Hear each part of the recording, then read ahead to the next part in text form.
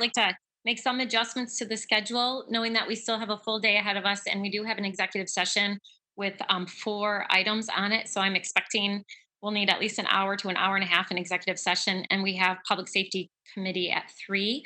So what I'd like to do is to start with item 4 on committee of the whole agenda, which is an action item, and then go back up and let's go with 2, the update on housing, and then 3, our discussion on recreational marijuana, and then we'll finish up with the update, item number 1. And if that needs to be abbreviated, the full presentation can be done at public safety, which I know it's already scheduled for. So is everyone good with that? Just maybe shake your head if you're good if I make some adjustments. Okay, great. All right, then let's go ahead and get started. Do we have, oh, there's Commissioner O'Connor. Welcome to Committee of the Whole. We are, if you're joining us, we are starting a little bit late because we had some committee meetings go a little long this morning. So we'll get started. As I said, commissioners, if you're looking at the agenda, we'll start with item number 4. And this is a resolution designating social districts containing commons areas where alcohol beverages sold by multiple qualified Michigan Liquor Control licensees may be consumed by purchasers pursuant to Public Act 124 of 2020. Can I get a motion? So moved. All right, moved and supported. And we have Mr. Canfield here to share some information about this, although I know we've been briefed about this multiple times over the last several weeks. So, Mr. Canfield? Yes. Good morning, Mayor, and thank you, Commissioners. Can you hear me all right? Yeah. Okay, good. I do have some assistance this morning from Mr. Kane in the executive office. He's going to put up a brief slideshow to help explain these concepts. And so here it is. Thank you. All right. Next slide, please.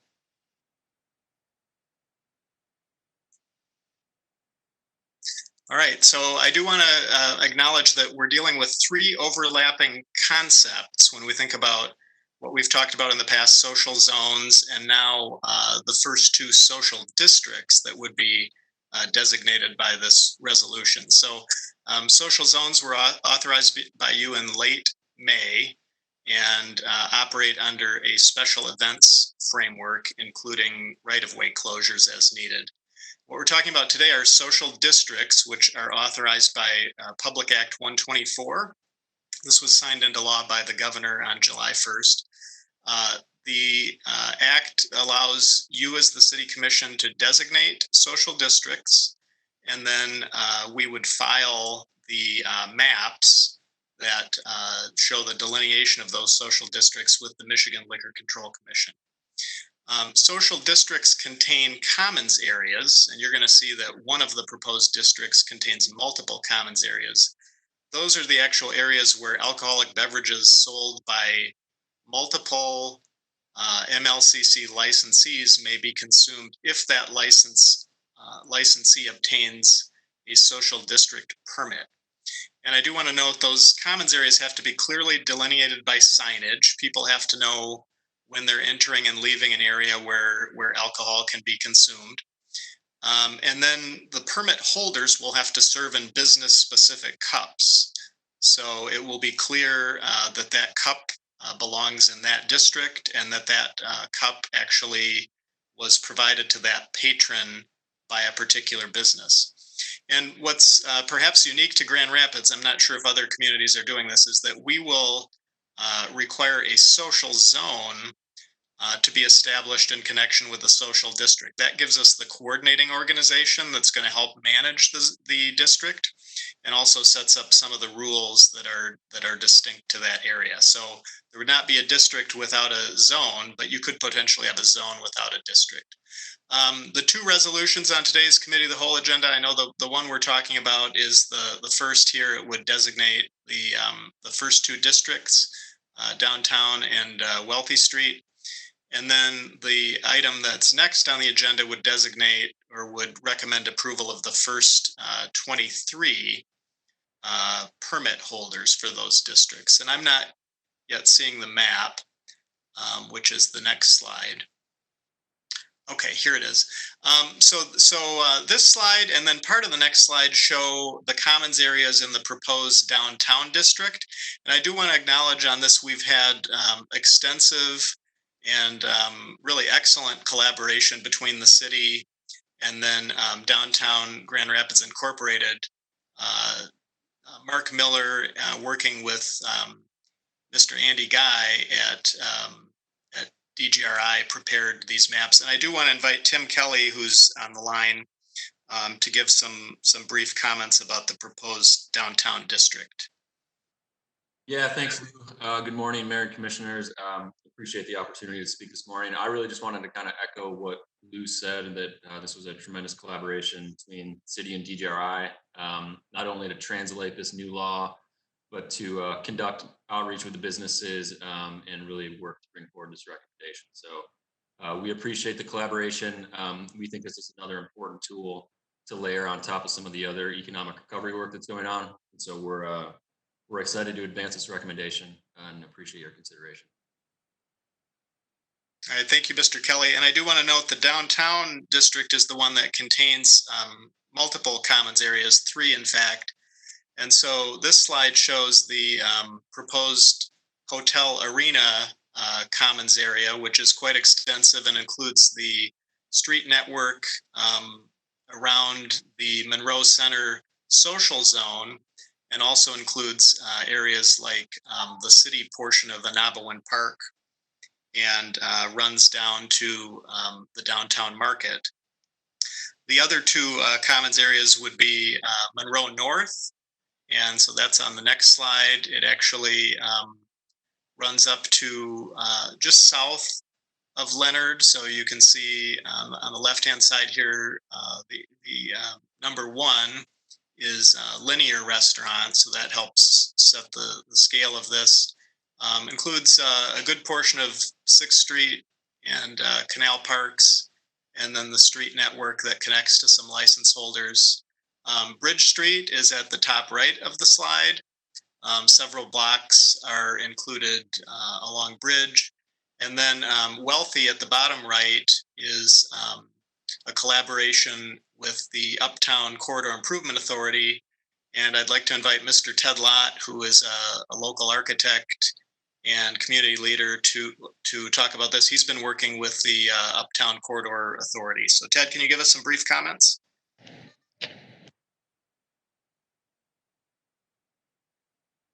We'll give him a minute. If he's not on the line, we'll... I am, but I can't unmute. Okay, I can hear you now. Oh, got me? Can you hear me? Yes. Okay, sorry. Thanks, everybody, for taking a minute this morning. We're very fortunate to have excellent partners at DGRI, and it's excellent to be able to work with Lou Canfield as well, moving this forward. So we're happy that we're able to get on the agenda and be part of this effort.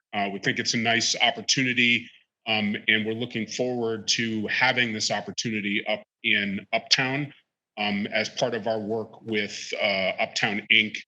I look forward to being able to walk Wealthy Street in the social district. Thank you.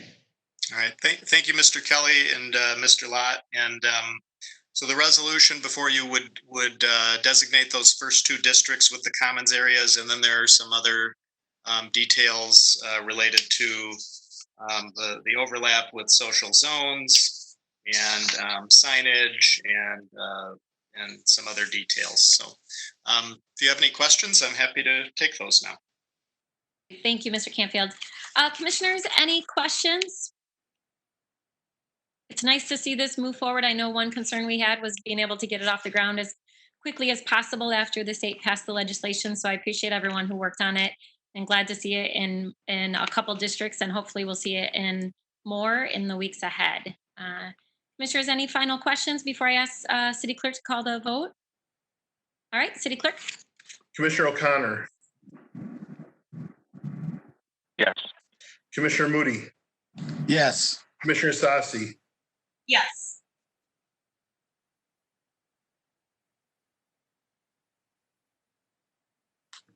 Did you say me, Joe? I said Commissioner Sassi, sorry. Oh. Oh, yes. Sorry, Commissioner Repart, Yes. Commissioner Lanier, Yes. Commissioner Jones, Yes. Mayor Bliss. Yes, it carries. All right, next up will take us to our next item, and I'll have Mr. Canfield stay with us. This is a resolution recommending approval of Liquor Control Commission of multiple social district permit applications. So as we work through this, each individual bar or restaurant needs to submit an application. So Mr. Canfield, do you want to elaborate on this? Yes, so this goes along with the item you just approved, and this item would recommend approval of the initial 23 licensees who have indicated they intend to apply for a social district permit. So as part of the state's process, the city governing body, the commission, needs to indicate that it recommends approval before the Liquor Control Commission will consider issuing the permit. So these businesses are contiguous to the districts that you have just established. And this would get these 23 moving forward in the process to begin using those. And I do want to echo the mayor's comment that we do expect there will be more districts, and we do expect there will be quite a few more licensees that wish to use the districts. So you'll see more of these types of resolutions in the future. Mayor, I'll make a motion to approve. Thank you. Do I have support? Support. All right, moved and supported. Commissioners, any questions or comments? I guess just one, Mayor. Is there a way to allow some of the additions to be administratively approved so that there's not a delay of 2 weeks at a time between things, especially as we know there's limited time for outdoor recreating here in the great state of Michigan? Yeah, great question. My understanding is that there's not, but I'll have our city attorney weigh in on that. If there is an avenue to allow for that, I would be supportive. City attorney?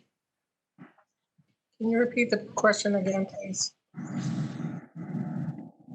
Yeah, I'm just wondering if there's a way to authorize the administratively approved for folks moving forward, just as we have 2 weeks between meetings oftentimes, and especially for established districts, if additional people want to join that district, or with only so many days of outdoor seating available in Michigan, if there's a way to help expedite these.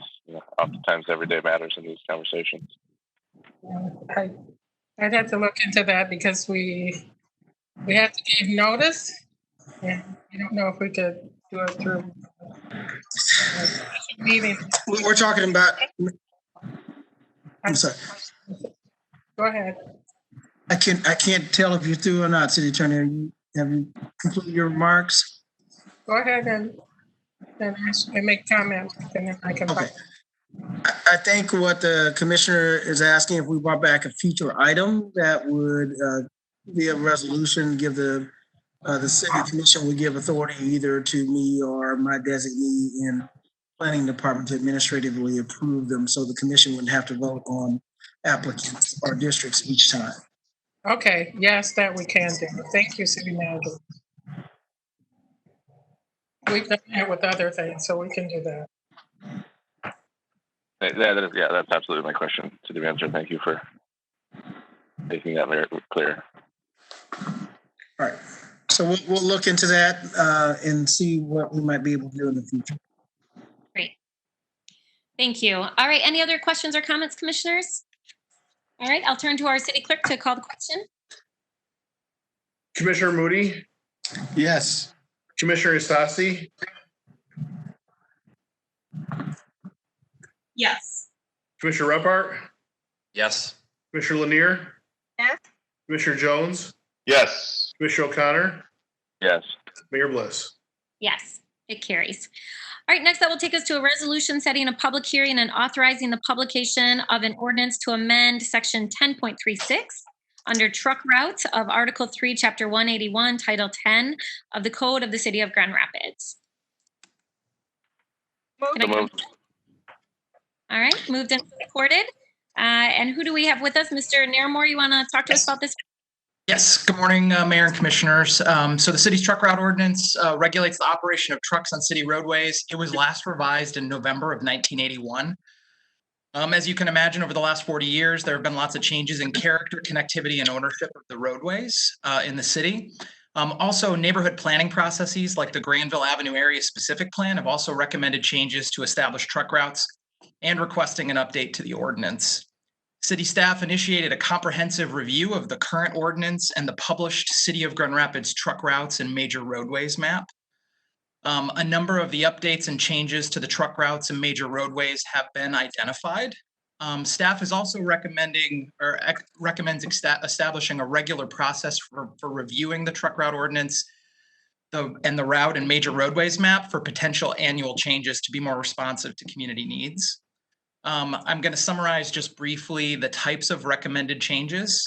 They include back in 2017 when the Michigan Department of Transportation and the city reached agreement on turning back a number of roadways. We have to change the designation of those roadways that were part of that agreement. Also changes with roadway character. This specifically is referencing the Granville Area Specific Plan. There are also removal of segments that no longer apply. Many roads have changed over the last 40 years, and if segments are no longer, they've been replaced with other roads that are better for trucks. Also, new routes and roadways. Probably the best example of this, Seward Street from Leonard to Butterworth did not exist in 1981, and we need to add that because that is served as the redundant route from Mount Vernon and has also become a critical truck route connection. We're also looking to eliminate gaps and other redundant segments. And then also some corrections. There are a number of typos in the ordinance and wanting to fix all of those. A detailed text of all of the recommended changes are included in your memo, as well as maps of the proposed changes to the truck routes, as well as to the major roadways. The amendments to the truck route ordinance were reviewed and recommended for your consideration by both the Mobile GR Commission and the Vital Streets Oversight Commission. Also, additional review was conducted at the Neighborhood Association roundtable meetings. The attached resolution would set a public hearing for the August 11th meeting and then anticipated that the commission would consider adoption of the ordinance amendment on August 25th. So with that, I can take any questions that you might have. Thank you, Mr. Nearmore. Commissioners, any questions? Commissioner O'Connor? I just want to say thank you to Josh and his team and everyone for working on this. It's been our folks at Roosevelt Park Neighborhood Organization. This has been a big topic of conversation for us for a long time, and I'm glad that we're finally going to get to success on this. So thank you for all your work. I know it wasn't easy, and there was a lot of things to have to figure out. Thank you, Commissioner. I know this has been in the works for quite some time, so I will add my words of appreciation for everyone who worked hard on this. And obviously, we've had great partners at the state as well. All right, Commissioners, any other questions or comments? All right, City Clerk, you want to call the vote? Commissioner Isasi? Commissioner Repart?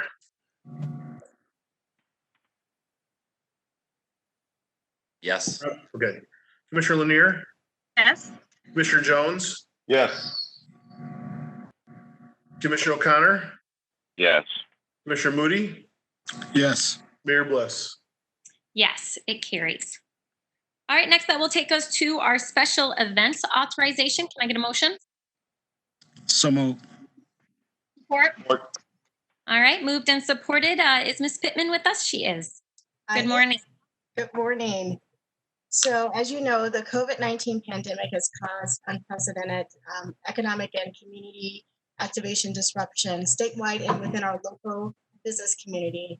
Events and organizers of cultural, arts, and music festivals that make our city vibrant have been negatively impacted, but these annual events are looking for creative and innovative ways in which to engage the community and reactivate.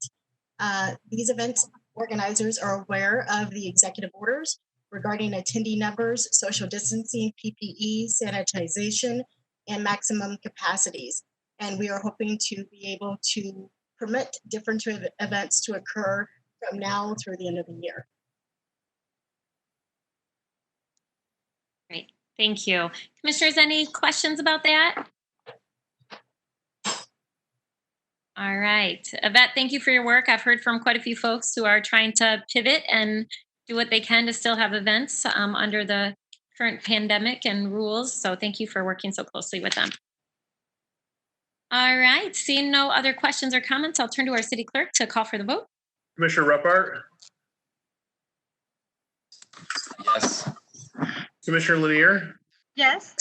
Commissioner Jones,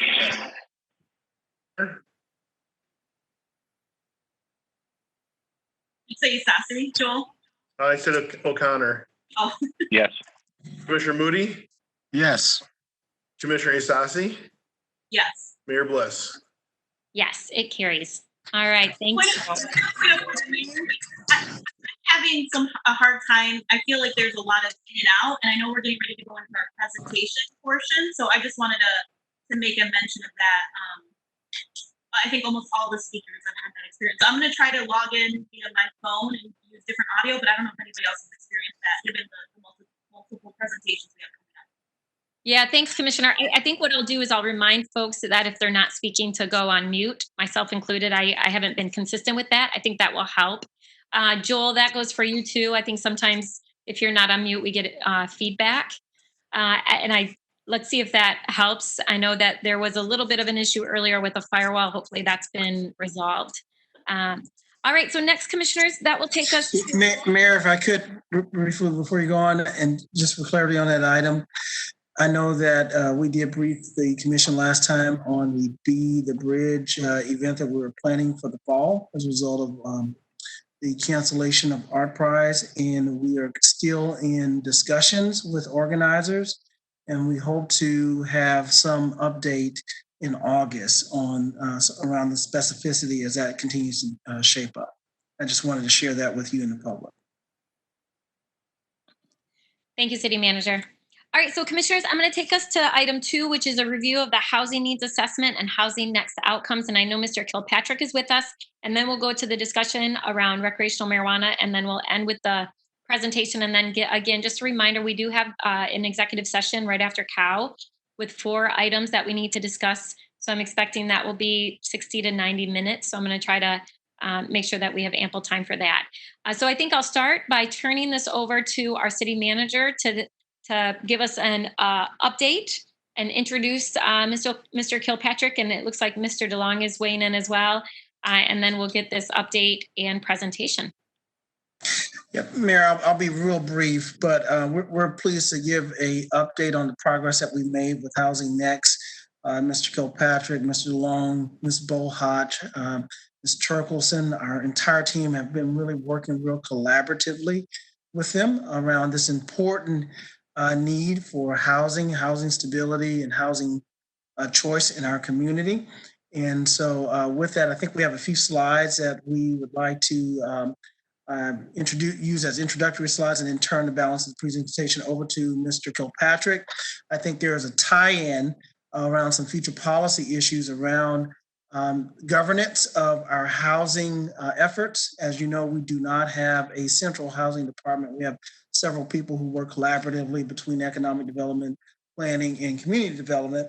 But so our partnership with Housing Next has been very important, but also there's another body that this commission has developed that we've been kind of trying to develop strategy before fully engaging in. That's a Housing Advisory Commission. And so hopefully at the conclusion of the presentation, we can have a little discussion around our future possible use of that advisory body moving forward. So with that, I'll turn it over to Mr. DeLong. Thank you, Mr. City Manager. So Ryan, if you could bring your presentation up, that would be very helpful. And what Mr. Kilpatrick will do today is take us through the results of the housing needs assessment, and also we'll talk about the work that he's done for us over the past year and where that work will lead us in the coming fiscal year. So are you ready to share, Ryan? I'm sorry, it's not letting me share my screen as a panelist. It is now. I just made you a presenter. Thank you, Joel. There we go. So what we'll see in the presentation is the result of the partnerships that have been developed in the year. and also moving forward, what we can expect in the coming years. So here you can see the partners, of course, Housing Next is a partner with the City of Grand Rapids. And then the four of us worked with the Grand Rapids Area Chamber of Commerce and the Fry Foundation on the housing needs assessment. And that housing needs assessment is critically important because it will provide a foundation for policy on a moving forward basis. So with that, I would like to have Mr. Kilpatrick take over, and then I'll come back at the end and provide a short summary. So Mr. Kilpatrick. Great, thank you very much. There's a lot to share with you all. I'm excited to be here this morning. I'm going to try to move through this relatively quickly while still giving you as much detail as I can. I apologize, my screen is not advancing. There we go. Okay, so our work here today is really about identifying both needs and opportunities, and I want to talk with you about both of those things. This work is really built on the extraordinary foundation that was created as a result of both the Great Housing Strategies and Housing Now. Great Housing Strategies is critical pretext to everything that we have been doing over the last year. There are an extraordinary number of opportunities and implementation strategies embedded in the Great Housing Strategies document. That is considered both pretext and index to all of the work that Housing Next is doing. And then the work of Housing Now was also very important in providing both market feedback and community feedback into some of the opportunities to advance both zoning reform and policy reform. And we'll be building on some of those things here as well. So the critical element of the presentation today, and frankly, the core upon which our work has been based, is the housing needs assessment that was contracted in partnership with the Grand Rapids Area Chamber of Commerce, with funding from the Fry Foundation, data analysis with K-Connect, as well as a significant funding from the City of Grand Rapids. We contracted with Bowen National Research. They have a very impressive staff of both demographers and economic analysts, as well as housing experts. And what they do is look at those three combinations of things: our existing housing stock, the economic and demographic characteristics of the region, and the ways in which they expect those things to change based on both national and regional trends. And from that data, what they can then do is begin to give us a picture of both our existing housing stock, where we have shortages, where we have needs, where we have opportunities, as well as projecting forward over the next 5 years, where we anticipate having greater needs, fewer needs, how those opportunities tend to contract or expand over time. And that gives us the opportunity to build a playbook around what we expect to be our demographic and economic needs at a ward level, a city level, and a county level. So their report is broken down by ward, as well as the DDA as a separate district. Today, in the interest of time, I'm going to primarily talk about citywide data. We'll do a little bit of comparison between the city data and the county data. You'll see a couple of slides with individual wards. I want you to know this is a big document. We just don't have time to cover everything in the document. I believe if it's not already available to you, it'll be available later today. And I look forward to having a lot of conversation about this data. It can't all be unpacked in the course of just a 1-hour session. But in the interest of moving forward, to be clear about the modus under which we're operating, we really want to make sure that we're solving for three things. And the second two stem from the first, which is an inadequate supply of housing.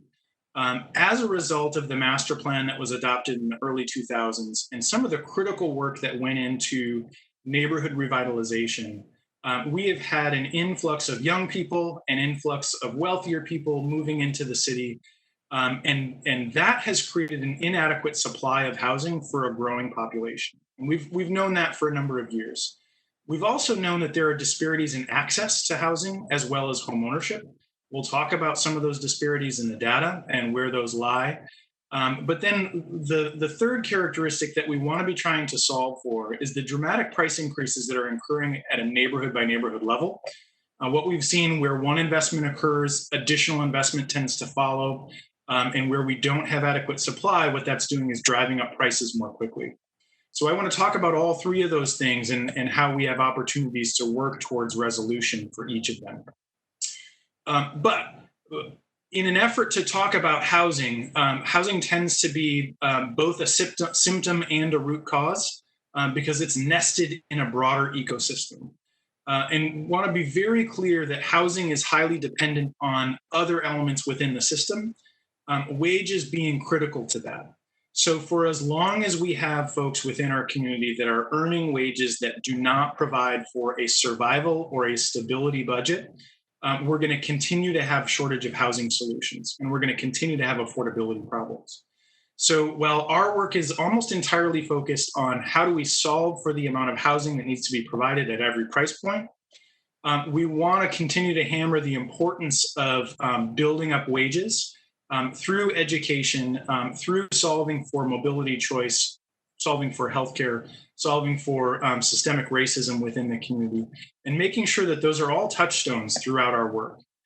So again, we're going to talk mostly about housing, but we want to get back to those issues as we progress. So what I'm going to do now is dive right into the meat of the data.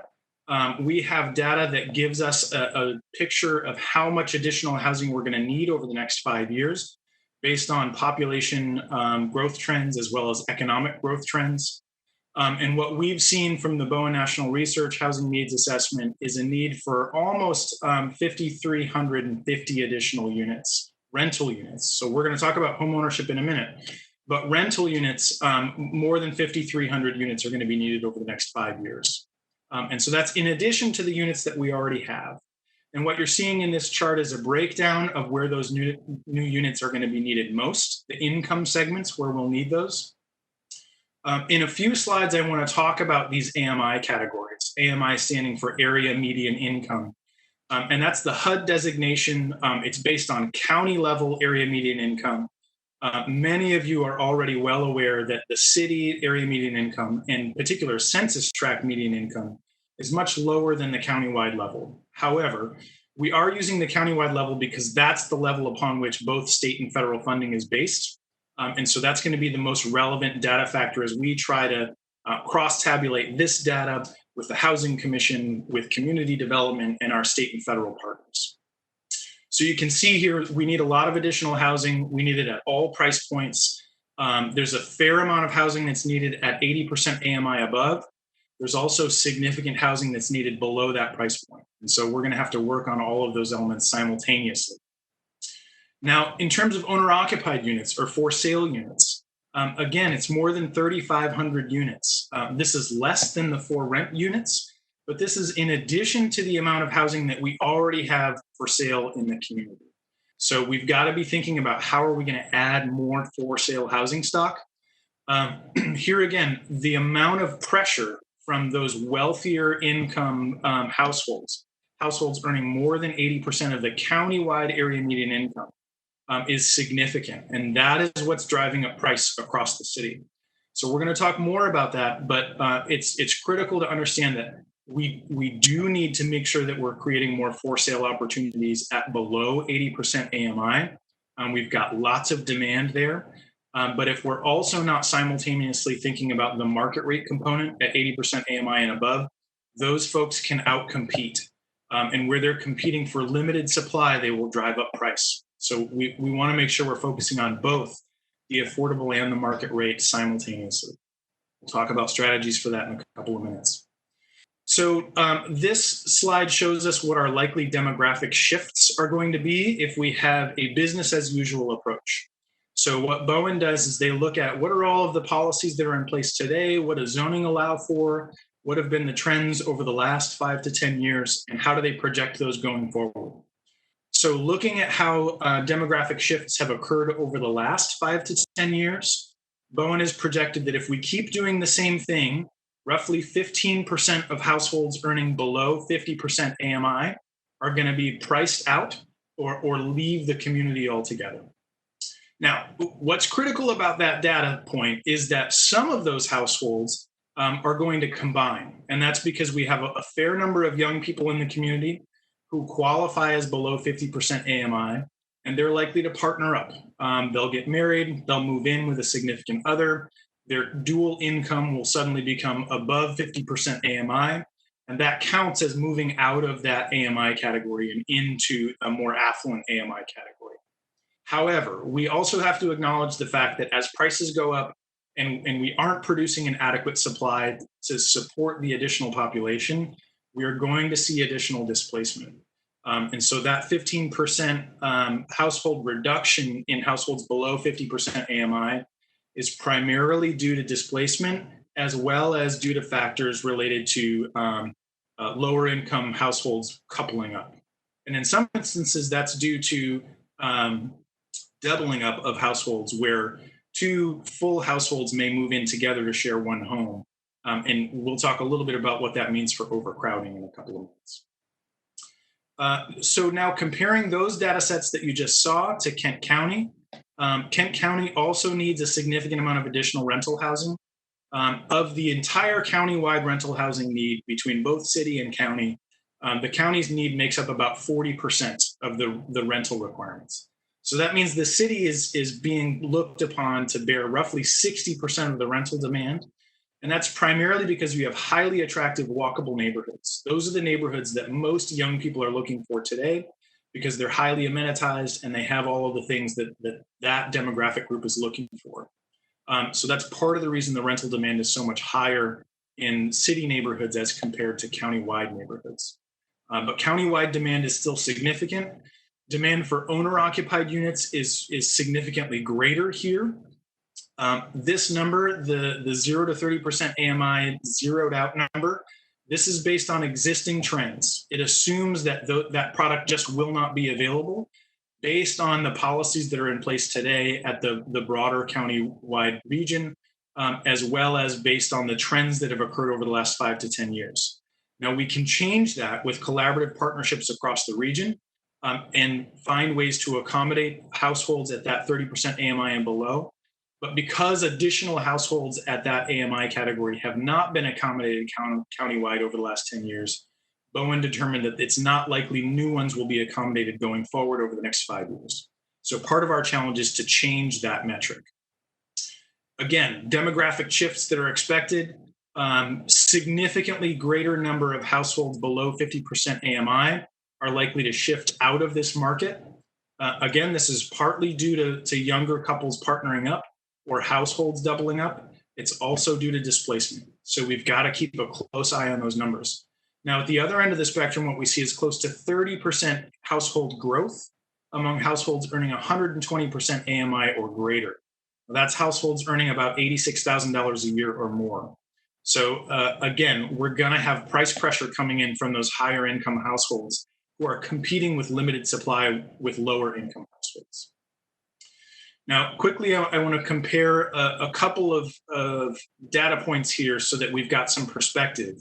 What you're looking at right now on the left is the share of income that households are paying and comparing renters versus owners. So red is renters, orange is owners. What you see is owners are much more likely to be spending less than 20% of their income on housing as compared to renters. Renters are far more likely to be spending more than 30% of their household income on housing. And as a household spends more than 30% of their income on housing, we begin to consider them to be shelter overburdened. They're spending too much on housing, which limits what they're able to spend on other necessities like healthcare, education, transportation, all of the other factors. Now, over on the right, also critical is the homeownership rate by race. We're seeing a significant disparity among homeownership among Black households and white households. This probably isn't news to anybody who's on the call this morning, but it's a metric we want to keep very close eye on, and we want to build into an inclusive housing plan. We've got to get those two metrics to be much more aligned with each other over time. And setting aggressive goals for homeownership rates is going to be critical to that effort. Again, cost burden renters versus cost burden homeowners. We're comparing by all races that are available under the census tract that had a significant showing within the census. Again, we're finding that Black households tend to be much more cost burdened as compared to white households, both among homeowners and among renters. But what's critical here is to recognize that all of our renters across the ecosystem are much more likely to spend 50% more than 50% of all of our renters are spending more than 30% of their household income on housing costs. So this is a number that we've got to get down for all renters, but also recognizing these disparities as an important element to the work going forward. Now, in addition to understanding the percentages, we also want to understand how many actual households do we need to be accommodating. And so this begins to be a critical number. It's not just about ratios and percentages, it's about individual families and households. So we're talking about 17,000 renter households in Grand Rapids who are shelter overburdened or spending more than 30% of their income on housing, and almost 8,000 homeowners. So in addition to solving for the roughly 8,900 new units that we need in the city over the next 5 years, we've got to begin bringing down this number of renters and homeowners who are shelter overburdened. Now, if you're shelter overburdened, we're assuming you're spending more than 30% of your income on housing. If you're severely cost burdened, we're assuming you're spending more than 50% of your income on housing. And we broke this down by ward because we started to see some interesting disparities on a ward by ward basis. We could probably spend another hour talking about why each individual ward has these differences.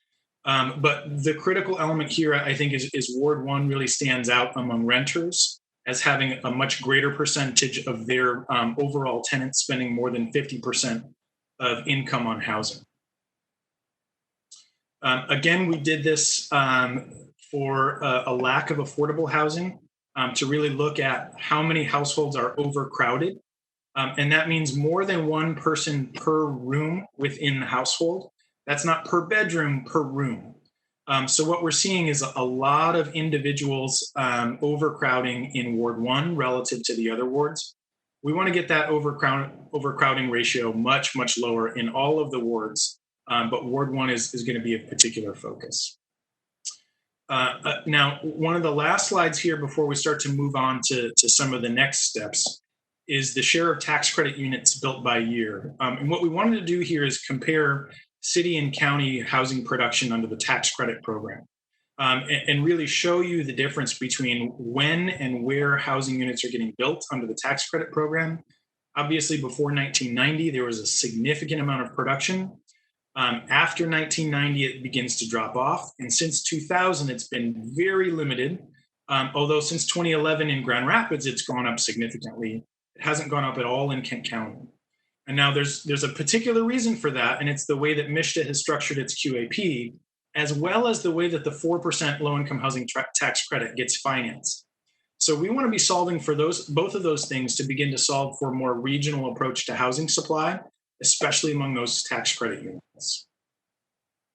All right, so now we're going to start to talk about some of the outcomes from our Housing Next work and how that's been built upon the housing needs assessment. So recognizing that we need more than 5,300 additional rental units, 3,500 additional for sale units. One of the critical elements that we've got to recognize here is we have more people who want to live in the city than we have houses to support them. And so the more that we can continue to focus on single family only, single family detached product, the harder it's going to be to accommodate the number of residents that want to move in. And so this is going to start to talk about what are the different housing typologies that we can begin to offer across the city. How do we do those in a way that continues to respect the heritage of each neighborhood while still providing opportunities for new housing typologies for a greater number of units per acre, while also making sure that we have adequate green space and that we're managing stormwater and that each individual has access. We now understand as a result of COVID-19, each individual household needs access to some private outdoor space, needs access to a household unit size that is livable. So we'll talk a little bit about these things.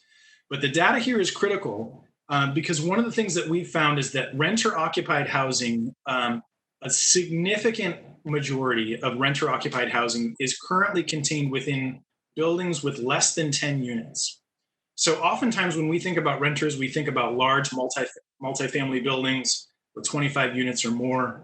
3/4 of all of our rental options are in small buildings. More than a quarter are in single family detached, And then roughly another 2 quarters are made up of 2 to 4 or 5 to 9 unit buildings. The other critical element here is recognizing that more than 2/3 of all of our renters are just 1 or 2 people. So we do definitely have families with multiple kids who are renters within the city. And we've got to make sure that we're accommodating those families and providing critical housing options with the adequate number of bedrooms to support those families. Simultaneously, the significant amount of demand that we're seeing is among 1 and 2 person households. So making sure that the amount of supply that we bring online over the next 5 to 10 years mirrors the kind of need that we have in the community is also going to be important. Now, as we look at our current rental mix, what we see is a majority of our units are in 2-bedroom units. The next largest number is 1 beds, with 3 beds following that.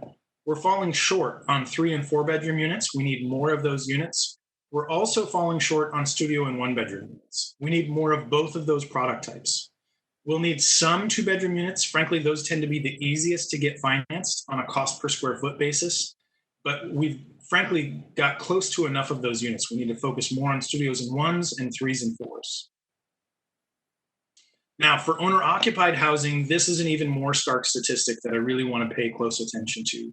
Almost 90% of the owner-occupied housing in the city is single-family detached housing.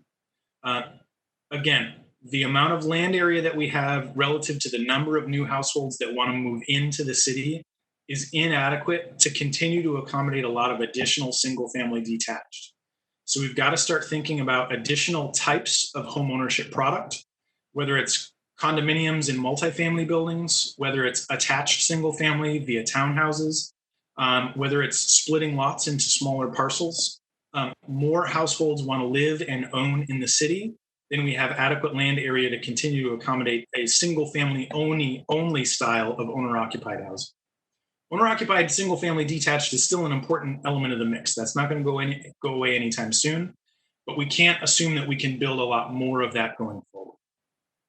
So next, it's, again, very important to recognize what our household sizes look like.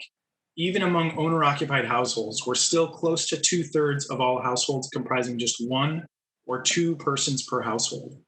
And yet, I think, my next slide shows us that the vast majority of available for sale housing is 3 bedrooms or more. And so you can see in Grand Rapids, roughly 60% of houses for sale are 3 beds or more.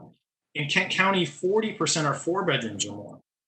We have very little available for sale housing stock that are 1 or 2 bedrooms to accommodate what we know is the majority of our household sizes.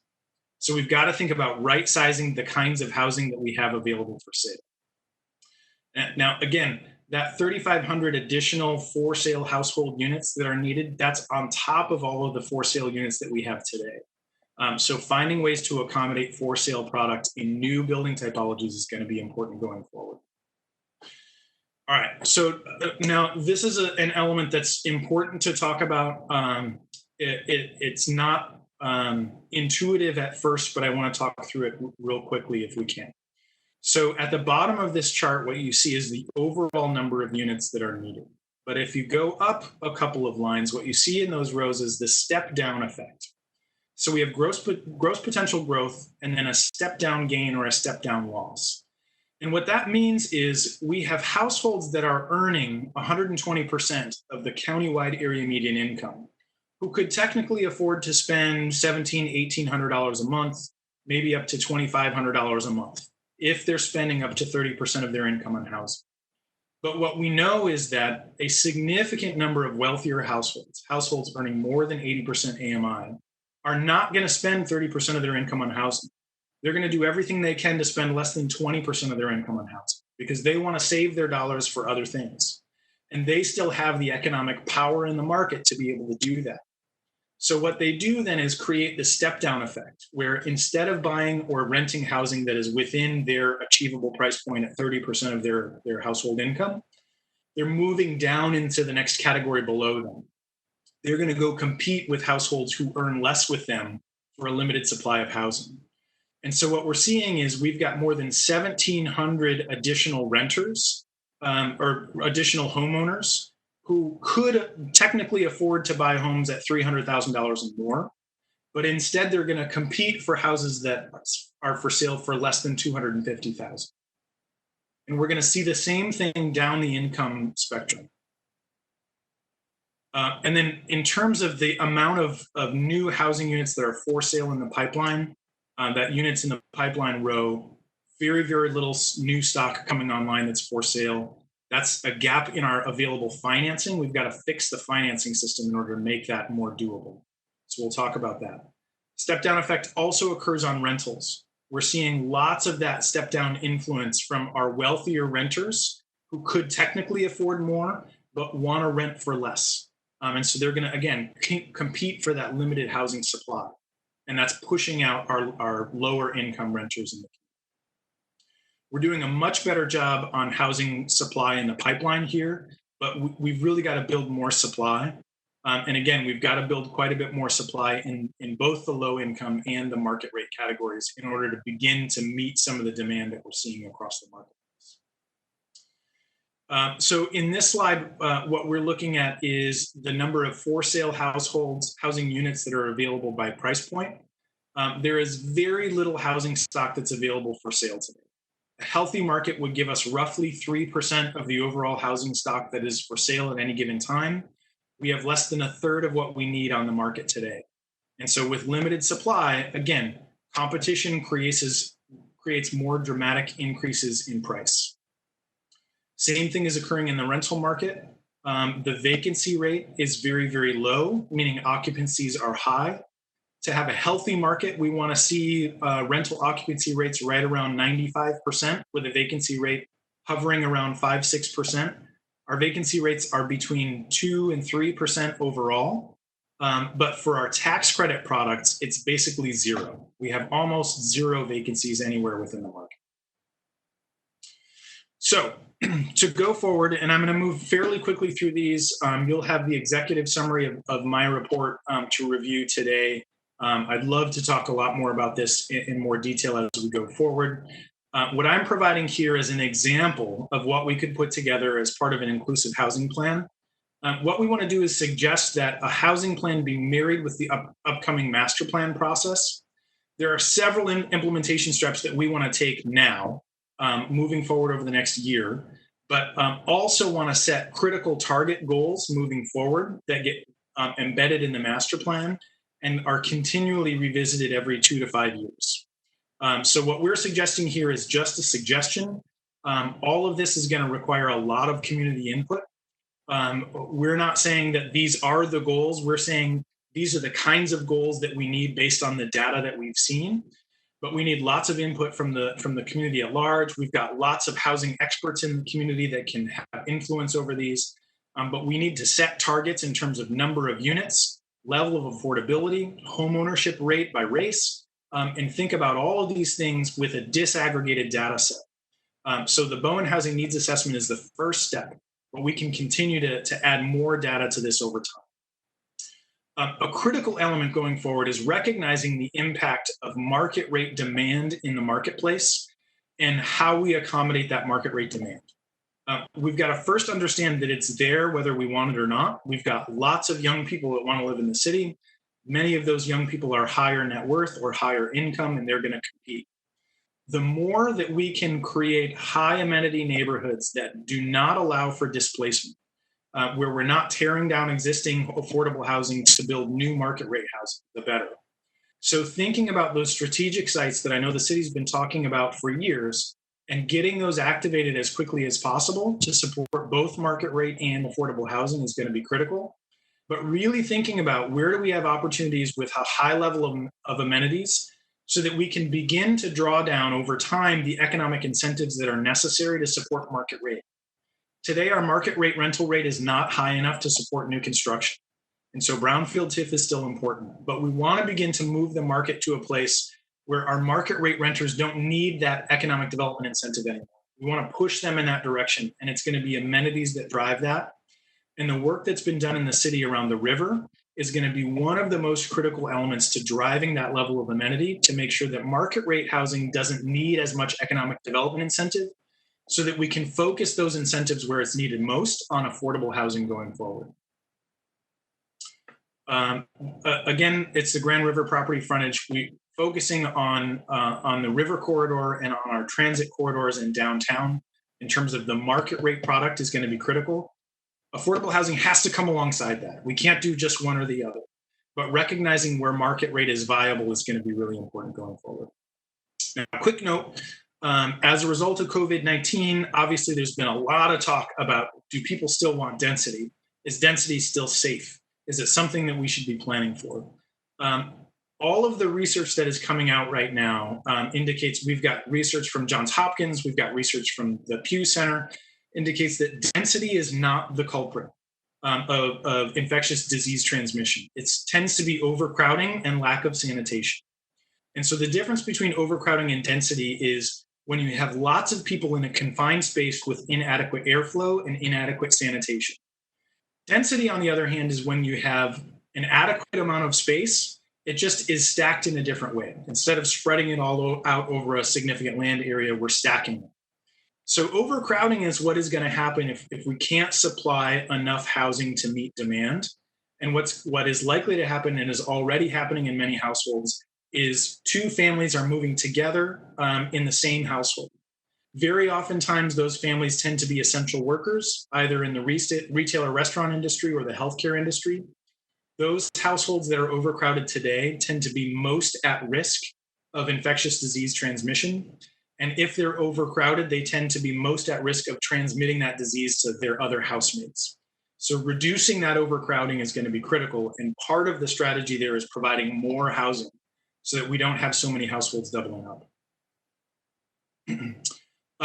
In addition to additional housing supply, I want to be very clear about the fact that new construction is always expensive, whether it's subsidized with a tax credit or it's subsidized with public funding, or we have an impact investor who's willing to take a very low rate of return. It's very expensive to build new construction today, and frankly, it always has been. It is much less expensive to rehab existing structures. Now, over the last 10, 15 years, many of our large existing structures that could accommodate multifamily residential have been rehabbed. They're either office buildings or new residential buildings. The big opportunity within the existing building stock today to do rehabs is within single family and small multifamily buildings. Adding an accessory dwelling unit or a secondary dwelling unit to existing housing stock is a significant way to add more housing at a relatively low price point. We think there are mechanisms that we can build into the code over time after there's plenty of community input to ensure that a share of those units remain affordable, or frankly, that a majority of those new units remain affordable. So getting close to, I think, what is probably my time here, I want to talk about the implementation strategies that we're recommending going forward for this first year, and then what we're recommending going forward following this first year. Critical right now is preserving the existing affordable housing stock that we have wherever we can. We have tools within the tool belt at economic development and community development to do that today. There's got to be a very proactive strategy to reach out to those building owners and operators and make sure that we can extend the lifespan of existing affordable housing. If it's tax credit subsidized, we want to make sure that it renews its tax credit obligations for at least another 15 years, hopefully 30 to 45 years. And we want to provide the economic development incentives necessary to get it there and understand what the economic barriers may be to moving it forward. So opening up that suite of tools to ensure we can preserve what's available. And we've also got a lot of naturally occurring affordable housing in the city of Grand Rapids. We've got a lot of housing that is not subsidized today, but is renting for less than $600 a month. And so what we need to do is create some new tools that allow us to work with those property owners and the property managers and operators to ensure that we can keep those price points down, even as we have continuing competition for those units. So Housing Next already has some legislative work underway where we're asking for some additional legislative proposals that would allow for a similar tax abatement for small multifamily unit structures as well as single family that are not owner occupied, but that are preserved as affordable. We think that that has some legs and some traction. We want to get that on the books relatively soon so that we can preserve that naturally occurring affordable housing. Community development does a great job with the existing rental assistance programs. The Housing Commission does an extraordinary job managing housing choice vouchers, but getting those project-based vouchers out there and working, ensuring that all of the additional CARES Act funding that is coming through is being maximized for rental assistance and eviction prevention is critical. That work is already underway. Community development is doing a great job. It's just a matter of supporting their work and making sure that they have adequate staff to meet demands. So on the note of staff, is creating an income certification system. We've had some conversations with community development and economic development about this already. There was the project on the Wedge property where we had talked about income certification for units that were priced to 80% AMI and below. What's critical here is going forward, we're going to make some recommendations about recalibrating economic development incentives to ensure that a share of new units can be affordable wherever possible. Now, where those units are affordable, somebody's got to verify that income certification is happening, and it's happening in accordance with the city's requirements. And that means that there needs to be staff on hand that can conduct that income certification and be a partner to both developers and property managers to ensure that they understand their obligations and are able to move forward without a lot of additional expense. In terms of proactively supporting more LIHTC and market rate development, the LIHTC program is still one of our best tools to produce a significant amount of affordable housing. We've got to find sites that score well and do everything we can to proactively move those through the development pipeline, as well as to partner with MISHDA and MEDC wherever possible to ensure that the city's policies are very clear, that the city's priorities are very clear, and that we're demanding of the state that where those policies are in place and they're backed up by data, that the state also prioritize those projects. We've got to be sure that roughly 200 additional LIHTC units get into the pipeline every round, 2 rounds a year for the next 5 years in order to produce enough housing. So we're talking about roughly 2,000 additional LIHTC units over the next 5 years, which is a very, very aggressive goal. But it's one of the only ways today to produce more housing for those who need it at affordable rates below 60% AMI.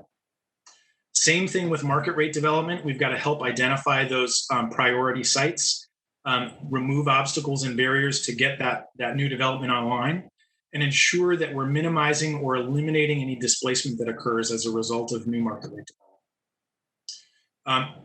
Folded within those first 4 strategies are these next 4 strategies.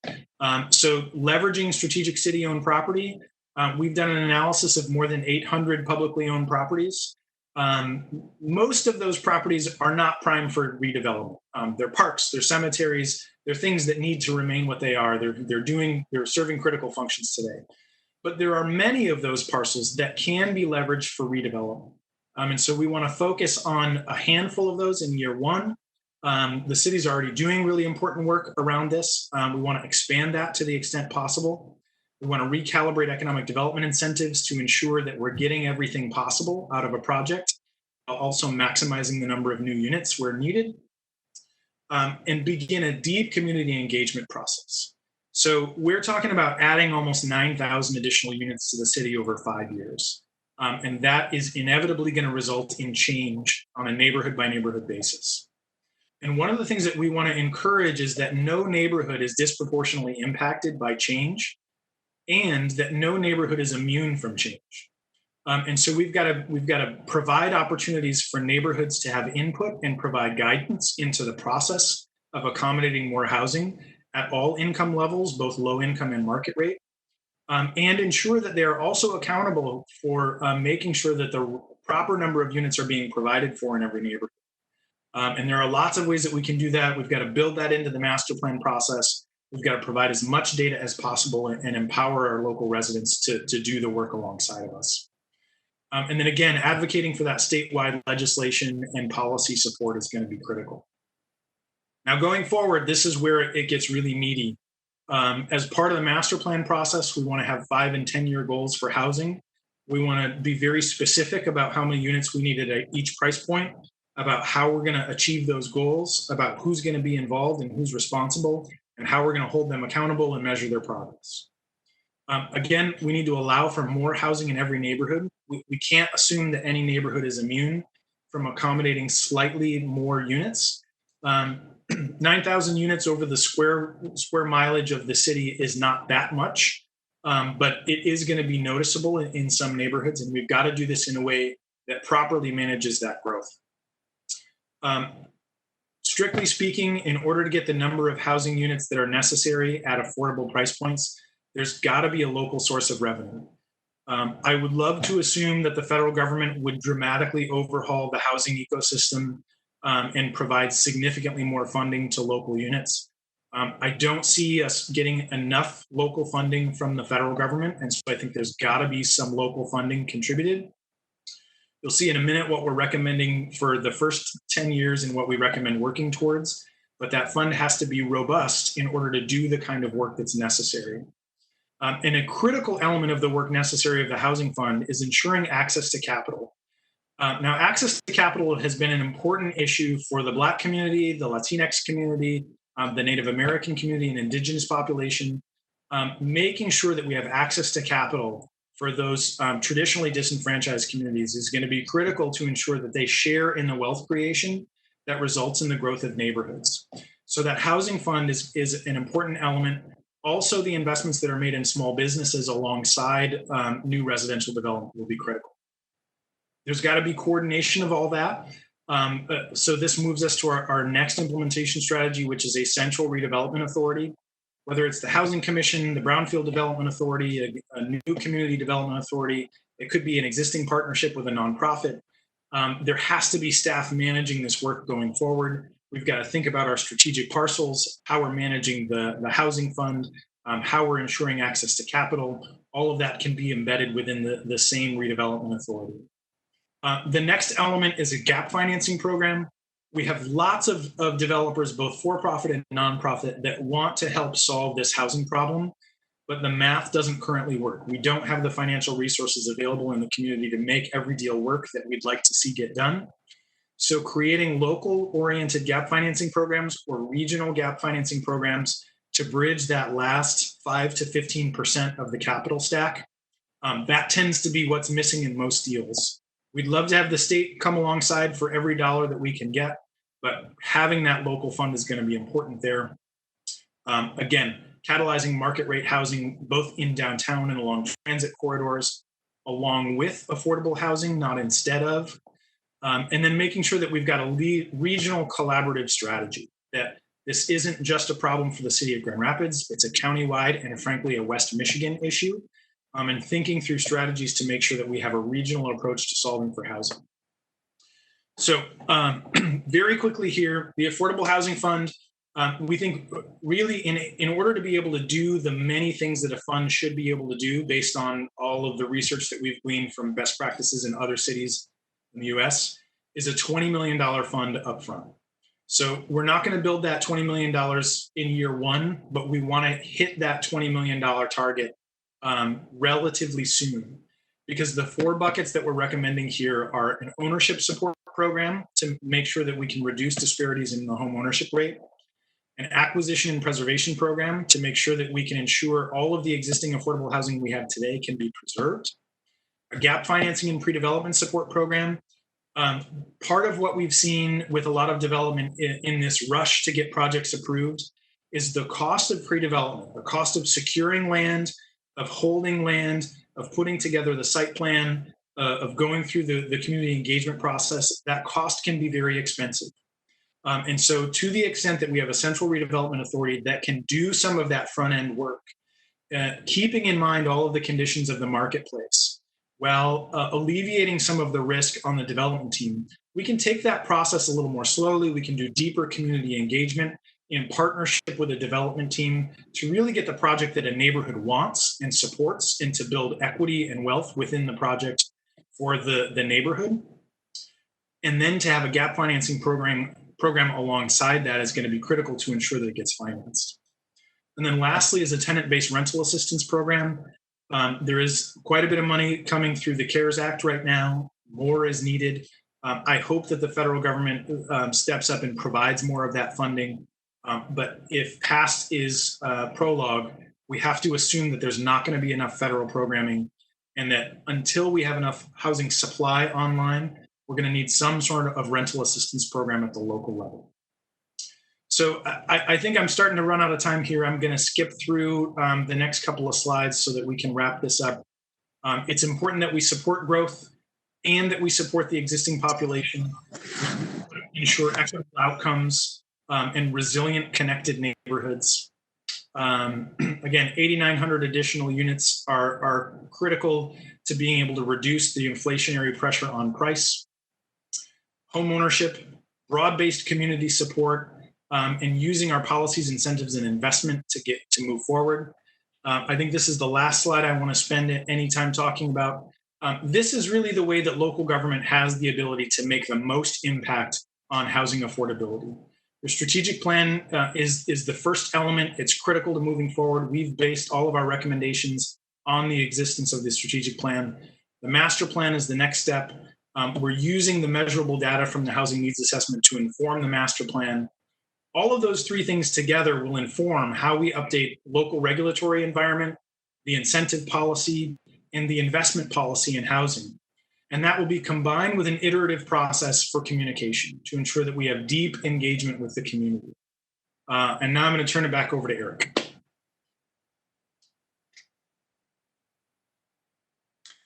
Thank you, Ryan, for a very thorough presentation and summary of the housing needs analysis. I'll be forwarding the complete document to members of the City Commission soon, and we'll be posting that on our website as well. So you can see that over the next year, we have much work ahead of us. And the items that are presented here are the things that have been included in the engagement with Housing Next as we move forward into this next year. So I'd like to see now at this point if there are questions for Ryan, and we'll conclude our conversation. Mayor, before there are questions, let me both again express my appreciation to Mr. Kilpatrick for an outstanding job, him and his team, along with our partners from the Chamber, the Fire Foundation, and other members of Housing Next. I want to acknowledge that this is very informative. It's a lot of information. And again, today we're not expecting any decisions from this governing body, but to simply say that we, in addition to sending you the information in detail, we will also be thinking about those next steps and how to continue to engage the services of Mr. Kilpatrick. We, as you're aware, this body renewed the contract with Housing Next, and to also deliberately have him beginning to work with a team of staff internally, as well as we need to reframe the expectations from the Housing Advisory Board that was structured. I think before that board was designed to work with the housing, with the City of Grand Rapids, the Housing Fund, and that fund was going to be governed under the auspices of a contract with the Housing Commission. As you've seen through his presentation, the need for affordable housing goes well below low-income housing, and it's a broader spectrum. And so I think we need to broaden our lens and may need to rethink that relationship that we press pause on, and we'll have some recommendations moving forward on the exact governance of how that should be structured. But again, I want to thank Mr. Kilpatrick, and now yield to you, Mayor, to see if there are any questions. Great. Thank you, City Manager. Ryan, this is an excellent presentation. I really appreciate your work. I have one question, and then I'll open it up to my colleagues. You've been actively engaged in the work we've done around the Housing Stability Alliance, and similarly, our hope is that we really look at a full spectrum of housing, from individuals experiencing homelessness to housing by choice. I see your research and data and recommendations are pretty aligned with the work that we've done under the Housing Stability Alliance. Can you maybe just talk about how you see maybe that work really partnering with the city on the work that you see before us? Yeah, absolutely. Great question. Thank you for that. So I have been engaged with K-Connect as they were initially serving as the backbone organization. So the work of the Housing Stability Alliance is really in the weeds, right? Like they're They are thinking very strategically about homelessness and solving for homelessness, and then transitioning folks into housing by choice. Housing Next thinks about work from sort of a broad umbrella ecosystem approach. It's about identifying where do we have needs in the market and where do we have obstacles that are preventing those needs, and how do we remove those obstacles, or how do we add new programs to solve for those problems. So the work of the Housing Stability Alliance and Housing Next is really interrelated. Neither of us can replace one another. We've really got to be interlocked in the way that we think about the needs. And thinking about housing first models of making sure that homeless folks have places to live first, and then we begin to solve for all of the other issues. That work translates to Housing Next in that we want to make sure that that housing product, whatever it is, whether it's single room occupancy, whether it's tiny homes, whether it's apartment buildings, we've got to make sure that we've got a regulatory environment and a financing environment to get that product online and available for them. So Housing Stability Alliance and all of the critical partners that are engaged in that effort are going to continue to be critical to every element of the work going forward. It's really about how do we start to begin to listen to what are the mechanics of government that can either be supportive of or get out of the way of the work of the Housing Stability Alliance. And then we start to turn those gears to make that happen. Thank you. Appreciate that. Commissioner Moody?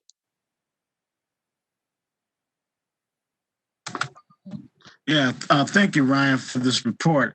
I have just one question, if you can make it just quick and simple for me.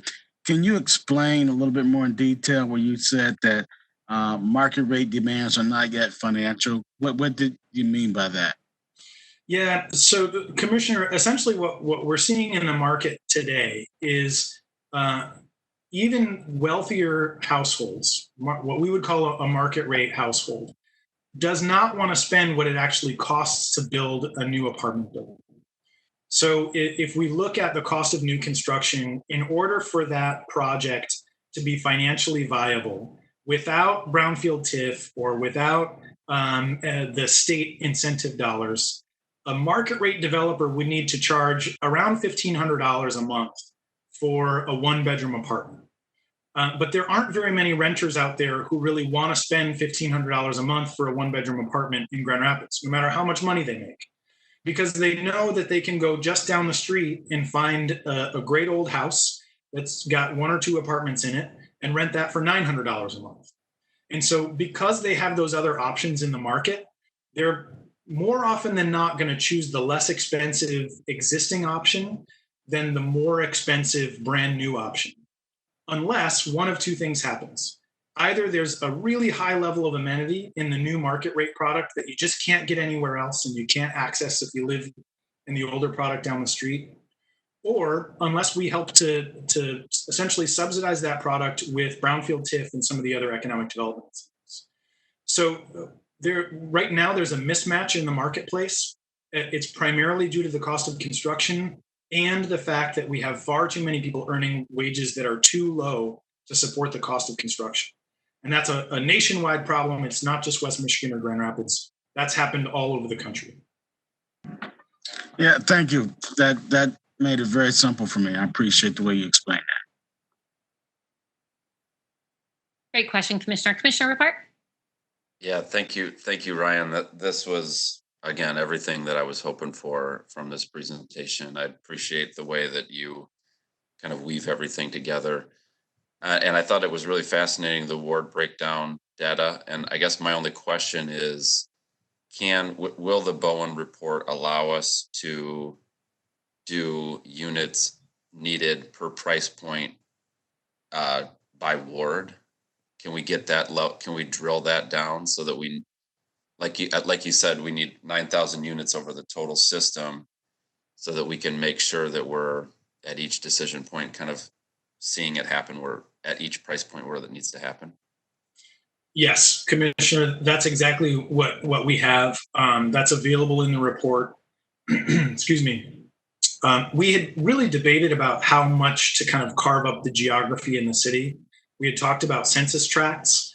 The more you carve up the geography, the more diluted the data gets. And so you get a less precise take on exactly, are we getting this right or not? So we did a ward by ward analysis because that was kind of the largest geography that still made sense for how other decisions get made. It's not a perfect system. There are probably lots of reasons why we could have or should have done it a different way. But we decided the 3 wards plus the downtown were kind of one of the best ways to approach it.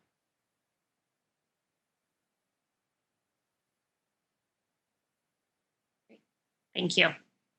Okay, let's go Commissioner Asasi and then Commissioner Lanier.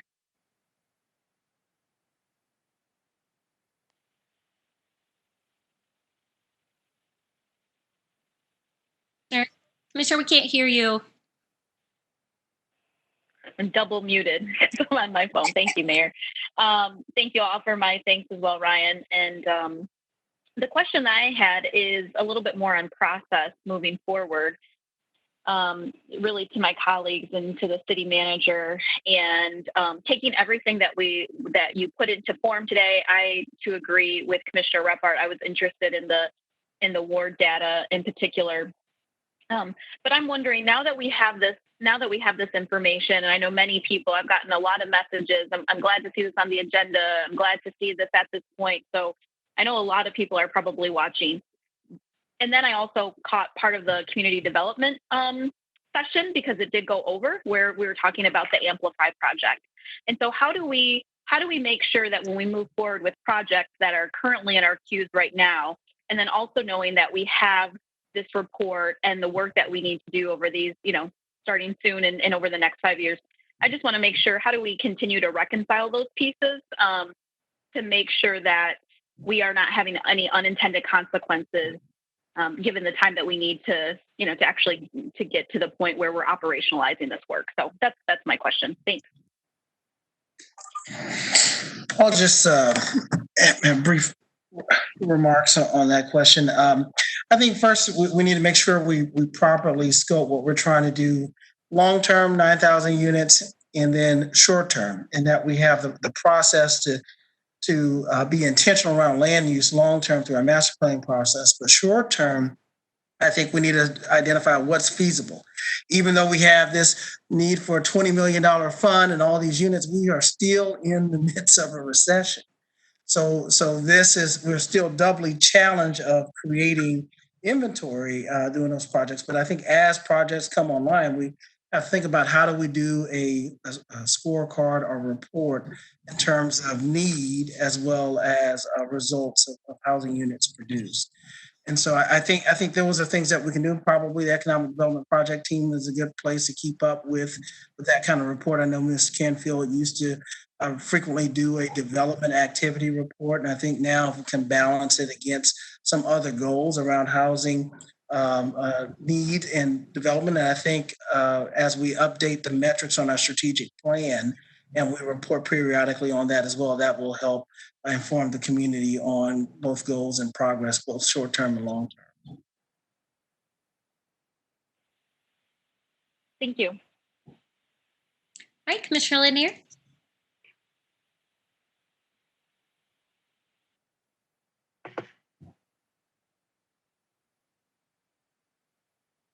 Did you call me, Mayor? I did. Commissioner, go ahead. So sorry. I'm having so many technical difficulties.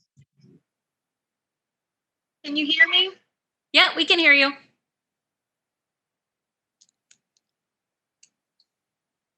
Oh, but we can't hear you now. Looks like we lost her. Oh, there you are. Yeah, I'm going to.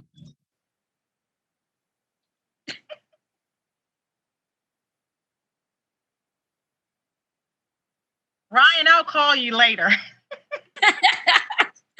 This is, and commissioners, I should say, this is a lot of information. It's very detailed. It's extremely comprehensive. I'm deeply grateful for this work, but it's just the start of, as we know, more work to come. We knew we needed this information and data to move forward in a thoughtful, strategic way around housing. And it's great timing as we move forward, even with our master plan and some of the other work that we're doing. So looks like Commissioner Jones has a question.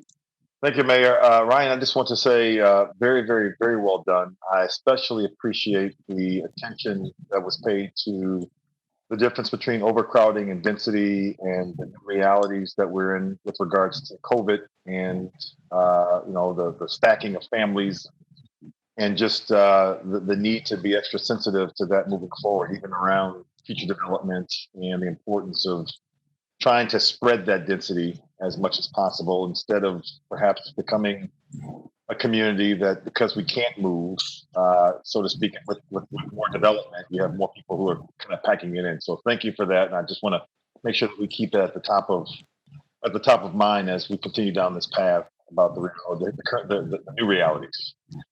So thank you. Thank you. Any final comments before we move on, Commissioner O'Connor? Yeah, thank you, Mayor. And I'll just echo too. I really appreciate this work, Ryan. That there's so much good stuff to be taken from this as it relates to not just affordable housing, but housing as a whole in Grand Rapids. I love some of the analysis of housing typology. I think that's and future regulatory impacts on cost. And I really appreciate your statement about it just has to be something that we look at in every neighborhood, and every neighborhood has to have to share in some of the impact of these decisions that we are a constrained land environment, and in order to accommodate this, we have to be mindful moving forward that it just can't all go in one place, and there's proper places for certain housing typologies. So there's a lot of great takeaways. I look forward to continuing these conversations about housing in Grand Rapids. Thank you, Commissioner. So commissioners, we will put this back into the hands of the city manager to work with the internal team and Mr. Kilpatrick to bring forward some of those short-term recommendations as quickly as we're able to. So, city manager, any final thoughts? No, thank you, Mayor. Okay. All right, thank you. So commissioners, next I'm going to go to our deliberative discussion regarding the recreational marijuana uses in the city of Grand Rapids. So Ms. Turkelson is going to really lead us through this discussion. Hopefully you all had a chance to read the materials, which I think personally I found them very well laid out and thoughtful, and provided us not just background information, but where we are today, and then clearly laid out the questions before us. What I would hope to do today is to at least give Ms. Turkelson some direction on how to move forward so that we can move this forward both through the planning department process as well as have it finalized before this body. So with that, I'm going to turn it over to Ms. Turkelson to lead us through this discussion. Thank you, Mayor, and good morning, Commission.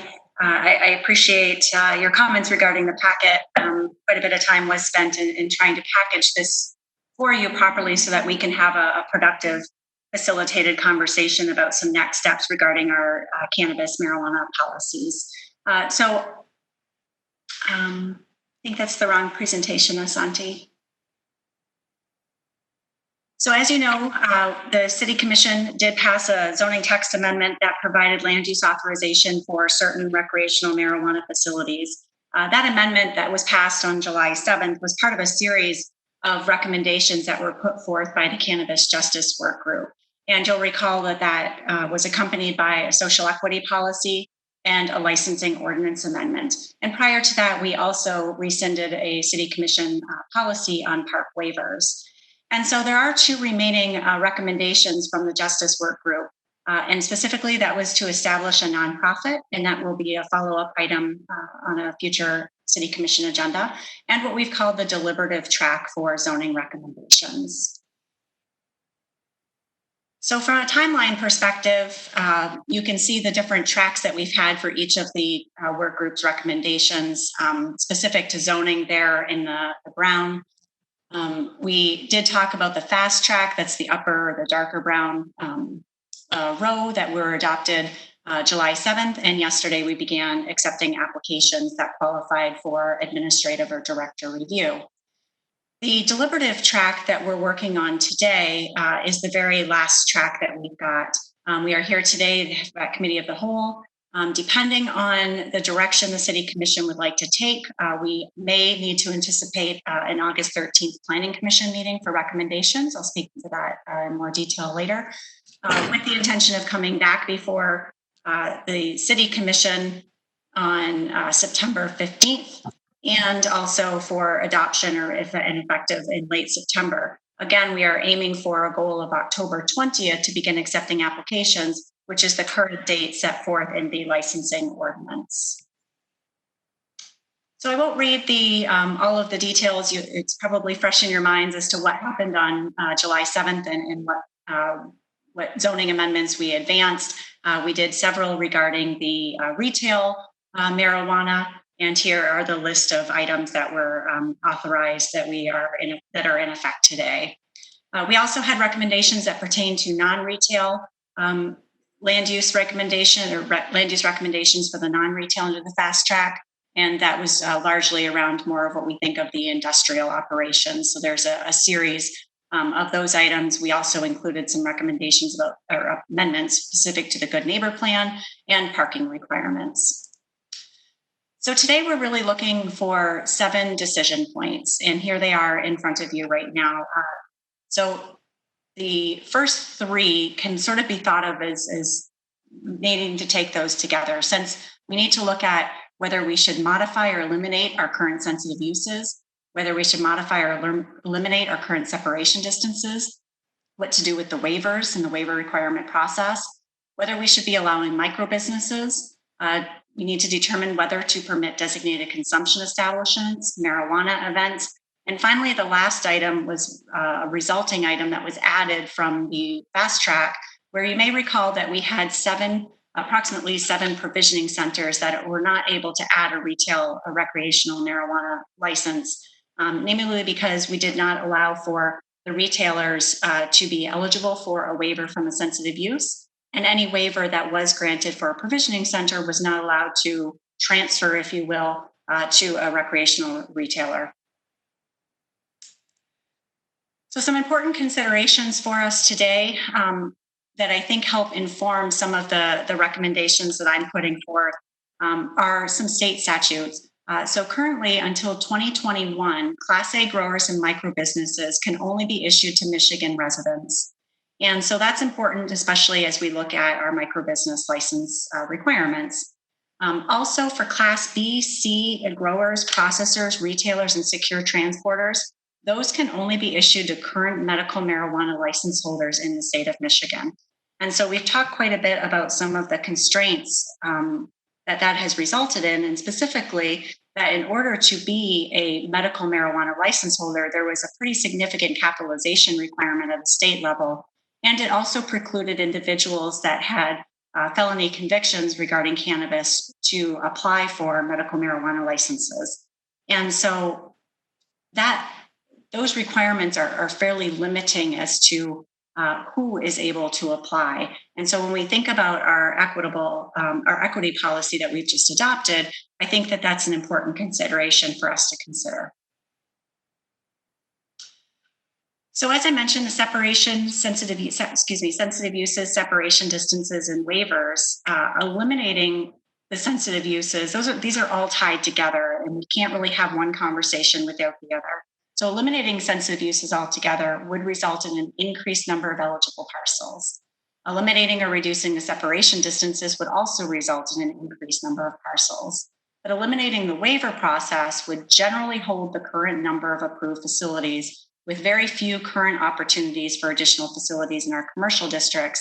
However, opportunities do remain in our industrial zone districts. And we do have a map that's available, an interactive map that's available on the city's website that can show you where those opportunities exist. So that, of course, would preclude if a religious institution, for example, were to close, that would clearly open up the number of eligible parcels. However, we don't see a large fluctuation in the current sensitive uses. So that's why I'm speaking the fact that it would generally hold the current number of approved facilities. So the next few slides take you through each of these decision points, trying to describe just very briefly, what is the decision point or the sensitive use in this case? Why did we choose to make sensitive uses a requirement within the ordinance? Maybe some additional considerations. And then finally, I'll go through what I would recommend the City Commission consider as we move forward into the deliberative process. And so that's the structure of the next several slides. So I did provide a supplemental memo in your packet that I actually provided with the Planning Commission prior to their conversation or their discussion for recreational marijuana land use regulations. And it was intended to serve as a reminder about why did we go down this path of selecting sensitive uses, what research was informing that decision. So hopefully you had an opportunity to review that memo prior to today. If not, I would encourage you to do so. So under the current ordinance, what is a sensitive use? It is a K through 12 public school, child care center, publicly owned park or playground, a religious institution, and substance use disorder facilities. You'll note that 3 of those sensitive uses are considered waivable by the Planning Commission with opportunities for input from the operators and the community. 2 of those sensitive uses are not waivable, meaning they are hard 1,000-foot separation distance requirements from those sensitive uses. We made that decision to protect certain sensitive uses from the possible negative impacts that result from the cannabis industry. It was also informed by national research and also to help control the proliferation of marijuana uses. So one of the considerations for sensitive use is that removing any sensitive use would create an additional land available for marijuana uses, and adding a new sensitive use would require Planning Commission consideration. Before we get to the next slide, I do want to make it clear how my planning director recommendations were informed. And I noted that in my memo to you, but I think it's worth noting publicly. So my recommendations were generally informed by the experience and knowledge that were gained through the processing of the medical marijuana applications. They were also informed by the city's commission's objectives to support equitable access to the recreational marijuana industry. Also, the state statute that I've mentioned that limits marijuana applications from limiting state applications on most of the marijuana uses to current medical holders until 2021. And finally, my recommendations were also informed by the work of the Cannabis Justice Work Group. So relative to sensitive uses, you can note the Planning Commission's recommendations, which is sort of the process that we go through of how we got to today and July 7th. And my recommendation moving forward are that we do maintain the sensitive uses that we currently have, along with the separation distances until that December 6th of 2021.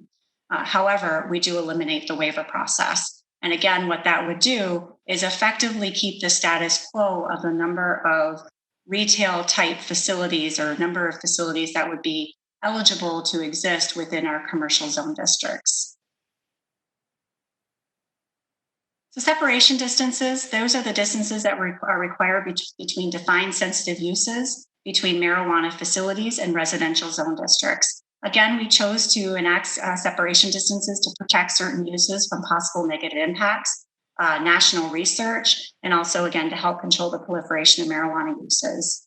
So you'll see this as a repeat for the next slide as well, but a consideration is that removing any sensitive use would create additional available land, and adding one would require Planning Commission consideration. So with separation distances, the same is true if we were to decrease the separation distance, whether it's between sensitive uses or between facilities, we would increase the amount of eligible properties for marijuana use.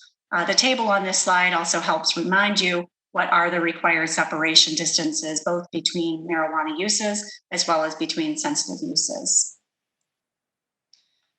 So for separation distances, my recommendation is that we continue to keep the separation distances as they are from the defined sensitive uses as those are until that December 6th of 2021. However, again, we would want to I recommend that we eliminate the waiver process.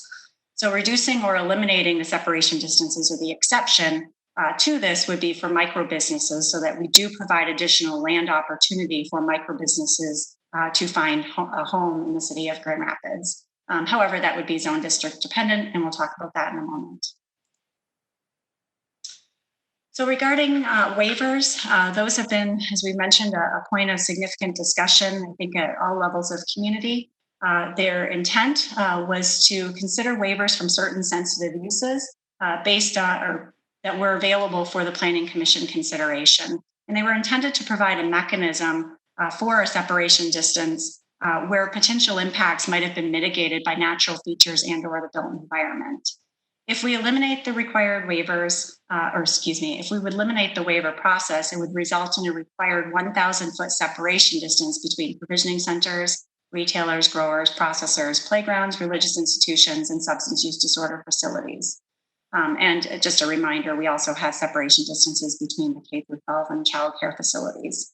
So eliminating that process would, again, kind of drive home that comment I've made earlier, that it would preserve the status quo relative to the number of eligible parcels, the number of facilities that have been approved in the city, and number of eligible parcels available within both commercial and industrial zone districts. So for the director recommendation, same thing here, recommending that we keep the sensitive uses and separation distances until 2021, but eliminating the new waiver. I'm not sure why I've had that highlighted. It must have been, not sure. However, so this will mean that all new facilities must be at least 1,000 feet from those childcare religious institutions. And clearly I have a note to myself, I'm sorry, that I wanted to explain that hard cap, which means that it's a defined number from those sensitive uses rather than the defined number and the possibility for waiver.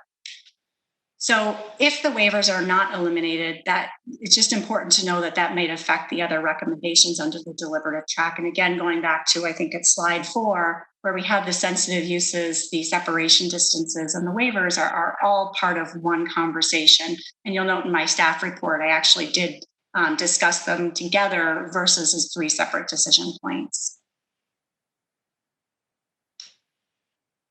So micro businesses, those are the operation of a vertically integrated cannabis business that grows, processes, and sells its own cannabis to adults over 21. A little bit of information, you can grow up to 150 plants, and they package the finished product, and they cannot sell or transfer any product to another adult use establishment. These are generally considered a lower barrier to entry, is what we've heard thus far. And one of the considerations is that until that December 6th date of 2021, state licenses are only available to Michigan residents. And so that, for that reason, in part, these are generally considered the lower barrier to entry. So my recommendation, a little bit involved in technical, but we would allow for a director review or administrative review in the industrial zone districts, but maintain a special land use or planning commission review for micro businesses that may wish to locate in a commercial zone district. We would maintain 1,000 feet from defined sensitive uses in residential zone districts. We would not require a separation distance between facilities when located in the industrial district, so that you could have a greater concentration of marijuana uses because of that, but specific to micro businesses. And in order to create eligible parcels, this is the exception that I mentioned relative to separation distances. So for micro businesses only, we would look at reducing the separation distance between facilities, not between sensitive uses, but between facilities when they're located in our more intense commercial zone districts, which include the transitional city center and the commercial zone district. However, when we get to our TOD and our TBA zone districts, which tend to be our more neighborhood business district, we would continue to require 1,000-foot separation distance between facilities, which is what we do require for other marijuana facilities in the city. So moving on to designated consumption, it's a new license type that was introduced by the emergency rules, and it would permit adults to consume marijuana products on the premises. So a little bit of history: when I was fortunate enough to go out to Denver and visited a designated consumption, it helped inform some of the requirements that we have before us today. There was only one in the city of Denver. Several didn't make it. It's very difficult for me to develop or recommend land use regulations without having a better understanding of the impacts of these businesses to the community. And what we heard from the operator in Denver was that the restrictions in Denver, which are true in Michigan as well, that prohibit the sale and service of food and beverage, was really limiting for individuals that may consume or overconsume at the establishment, and then an inability of the operator to provide food or water to that person. So there was a number of concerns that were expressed by the operator in Denver. And again, that helped inform the recommendation that is on the next slide, which is really to wait at this time. So the Planning Commission also had this similar discussion that We are not proposing the land use at this time. However, it's something that we may wish to consider in the future, but we felt that it really warranted a more topic-specific engagement. Could you advance the slide, please, Asante? So we are not recommending that designated consumptions be considered at this time. Again, we talked about additional engagement. We also should note that if the City Commission chooses to or decides that we would like to allow for designated consumptions at this time, it is something that would require input from the Planning Commission, because the Planning Commission did not talk about any land use regulations that would be applicable to designated consumptions, including the zone districts that they might be located in. The same conversation is true for marijuana events. So an event would allow for the on-site sale or consumption of marijuana products.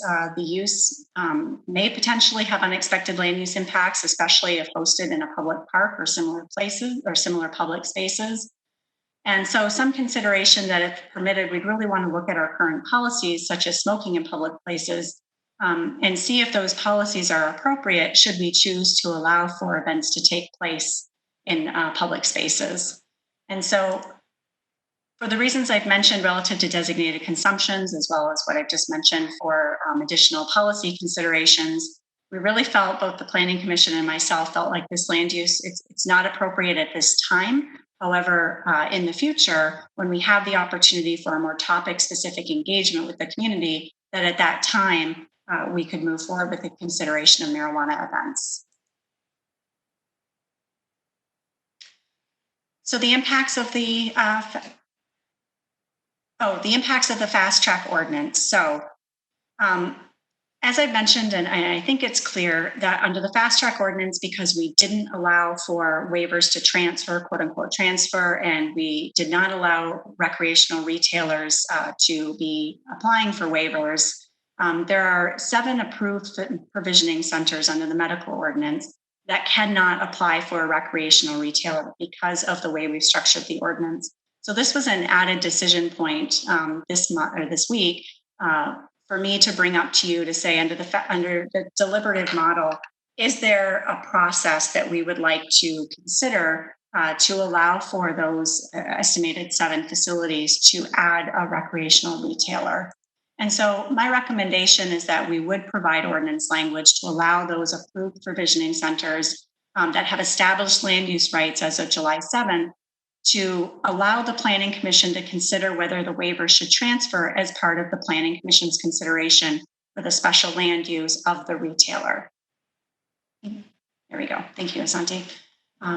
So when the Planning Commission has a public hearing and special land use consideration for a new recreational retailer, those 7 would have the ability to also ask the Planning Commission to consider whether the waivers could transfer, if you will, to that retailer from the medical provisioning center. And the Planning Commission, informed by a public hearing, could determine whether the land use impact on the sensitive use would be negatively impacted as a result of the change in use from, or added use from medical to retail. So here's just a summary of the decision points, both from the deliberative track issues listed on the left column, and then a summary of my recommendations on the right. And I believe with that, that concludes my presentation, and I am obviously available for questions and look forward to your direction. Okay, Mayor, may I? Go ahead. Okay, first of all, let me thank Ms. Turkelson for that very clear and concise presentation. And if you could hold that last slide up, I just want to, as a matter of protocol, be very clear. We are not asking for your decisions today. We are not making decisions. You are not providing Ms. Turkelson direction today. What you're doing, you're giving me and the staff feedback for us to determine how best to prepare the items moving forward, to determine whether or not it requires your decision or decisions of the Planning Commission down the road. So these are decision points, but I just want to be very clear. You are not making decisions today, and there is no single person that can determine the direction in which staff will take moving forward, what we will do is try to discern the feedback among you all to see what seems to be common thoughts, and then we'll go back and determine what our best recommendations. Okay, thank you, City Manager. So maybe I'll do this twofold. One, if we have specific questions for Ms. Turkelson, why don't we start with questions? And then if you want to give any feedback on the director recommendations, then we can open it up for general feedback. But why don't we start with specific questions you have about any of the information provided or any of the specific recommendations. And I'll start. I had one, and Ms. Turkelson, it's related to the micro business recommendations. I'm curious if you've had a chance to look at if there was support to move to a reduction to the 500-foot separation distance between facilities in TCC and C zone districts. Have you had a chance to look at how many locations that potentially would open up or be made eligible for a potential micro business? I've made that request to our GIS department, but I don't have that information for you today. They are working on getting you those numbers, or getting me those numbers to share. Okay, great. If you once you get them, if you could share that with the full commission, that would be really helpful. Yes. Okay, so let me open it up for other questions that commissioners may have on the information that has been presented. Commissioner Jones, did you have your hand up? Go ahead. Thank you, Mayor. Thank you, Ms. Turkelson, for that very thorough presentation. Just one quick question. I've got remarks, but I'll wait till later for that. But how many micro businesses licenses can be held by an individual? I'm not aware that there are limitations on that. Thank you. Great. All right, Commissioner Lanier, did you have a question? And then I see Commissioner O'Connor's hand up. I did. Thank you, Mayor. Thank you so much, Ms. Turkelson, for this presentation. And I agree with the mayor.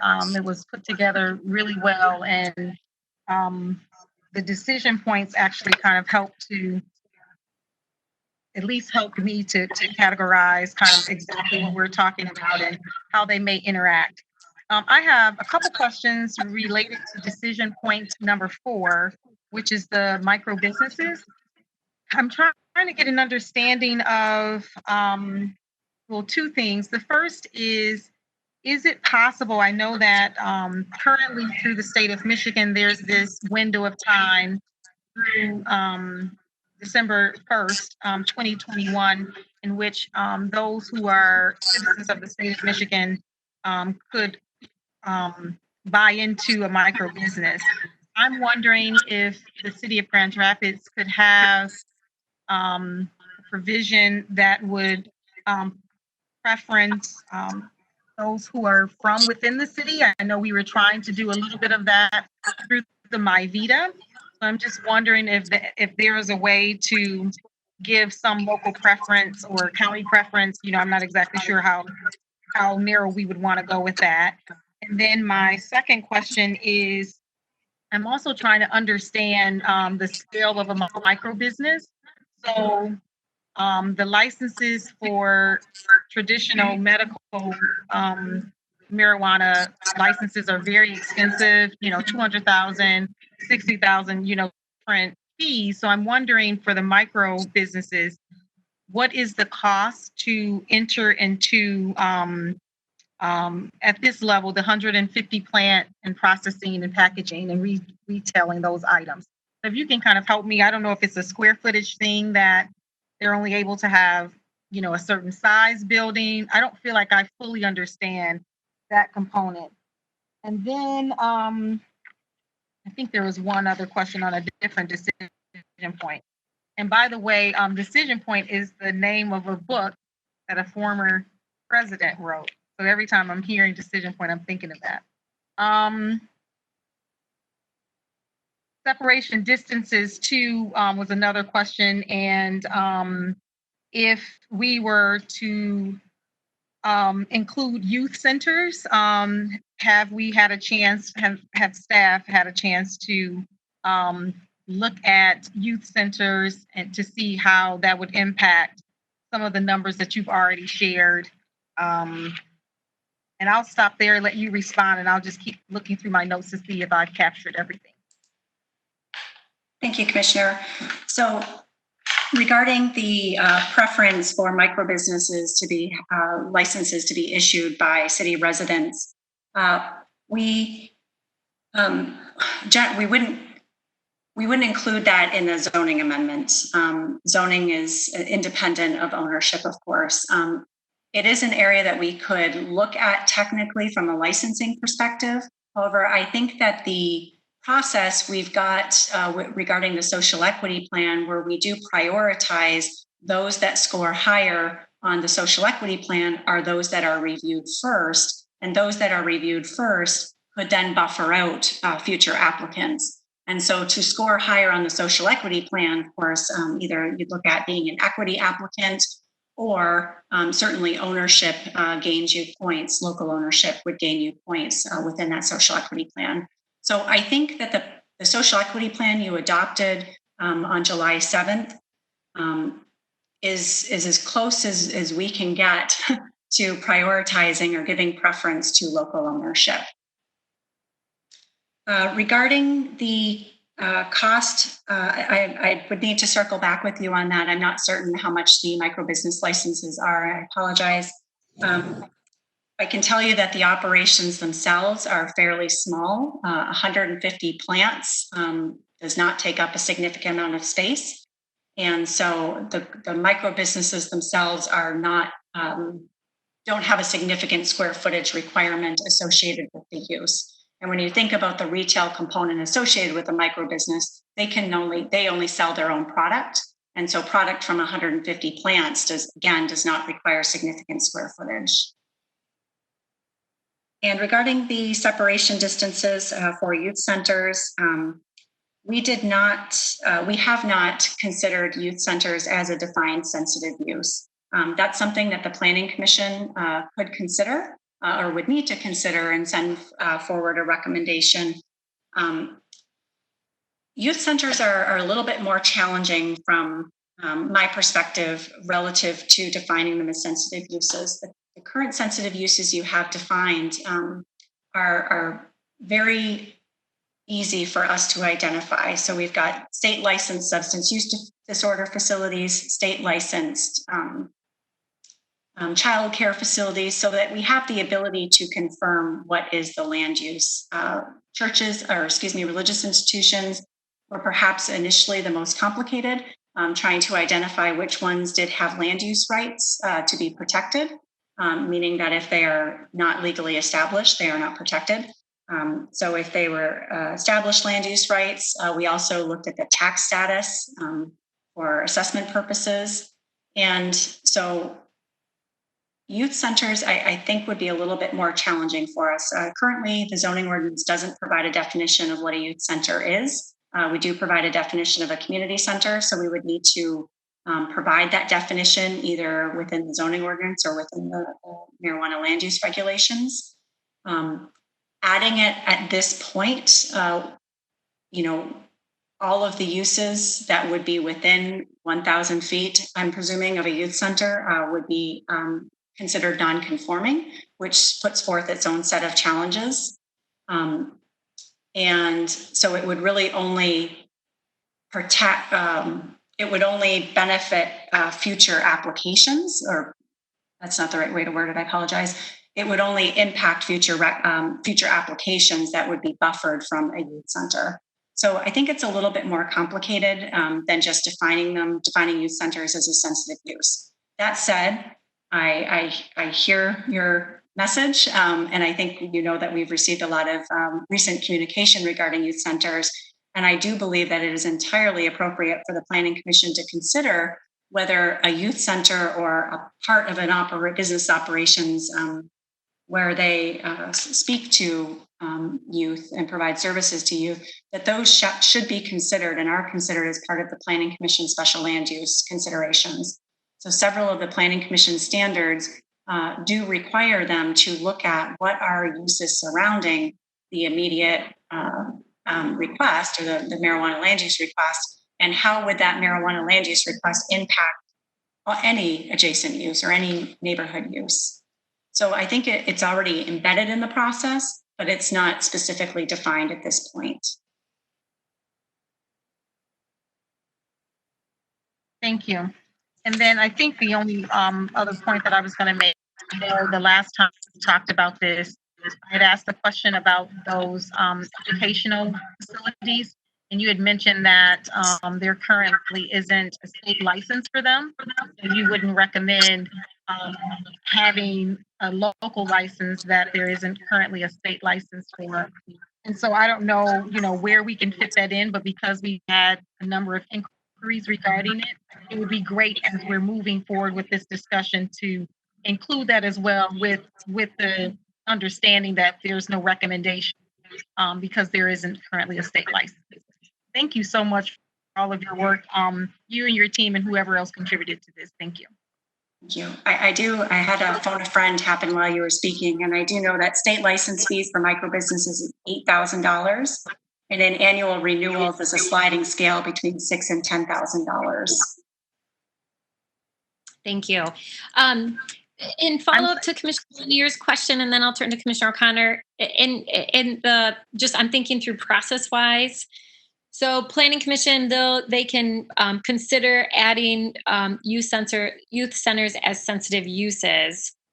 If they choose not to include that, when the final recommendations come back to the City Commission for approval, and if there is support from this body to add youth centers, would it be appropriate at that time to make an amendment? I'm just trying to think through process-wise so that commissioners who are interested in potentially doing that, they know when it's most appropriate to bring that forward.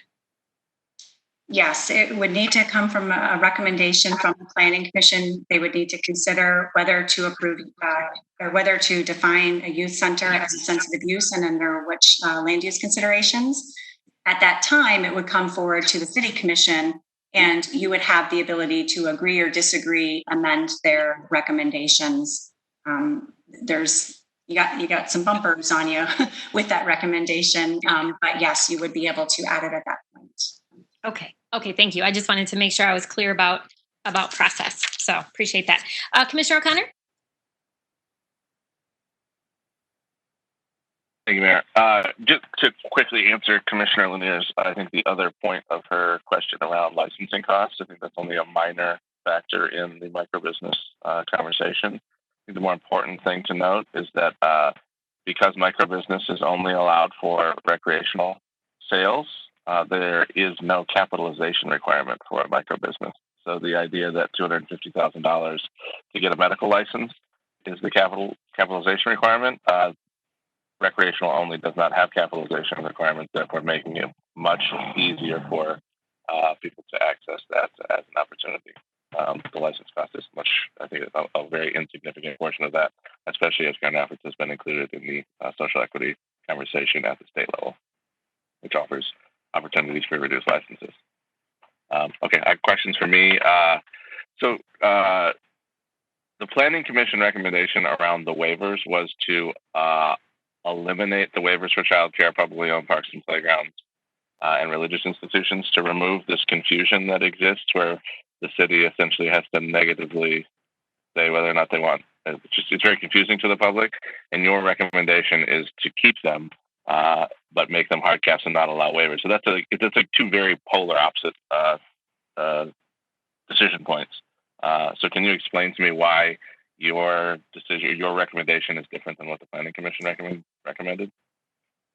I can, yes. So at the point in which the Planning Commission was having that conversation around separation distances, sensitive uses, recreational marijuana generally, keep in mind that that was in December, January.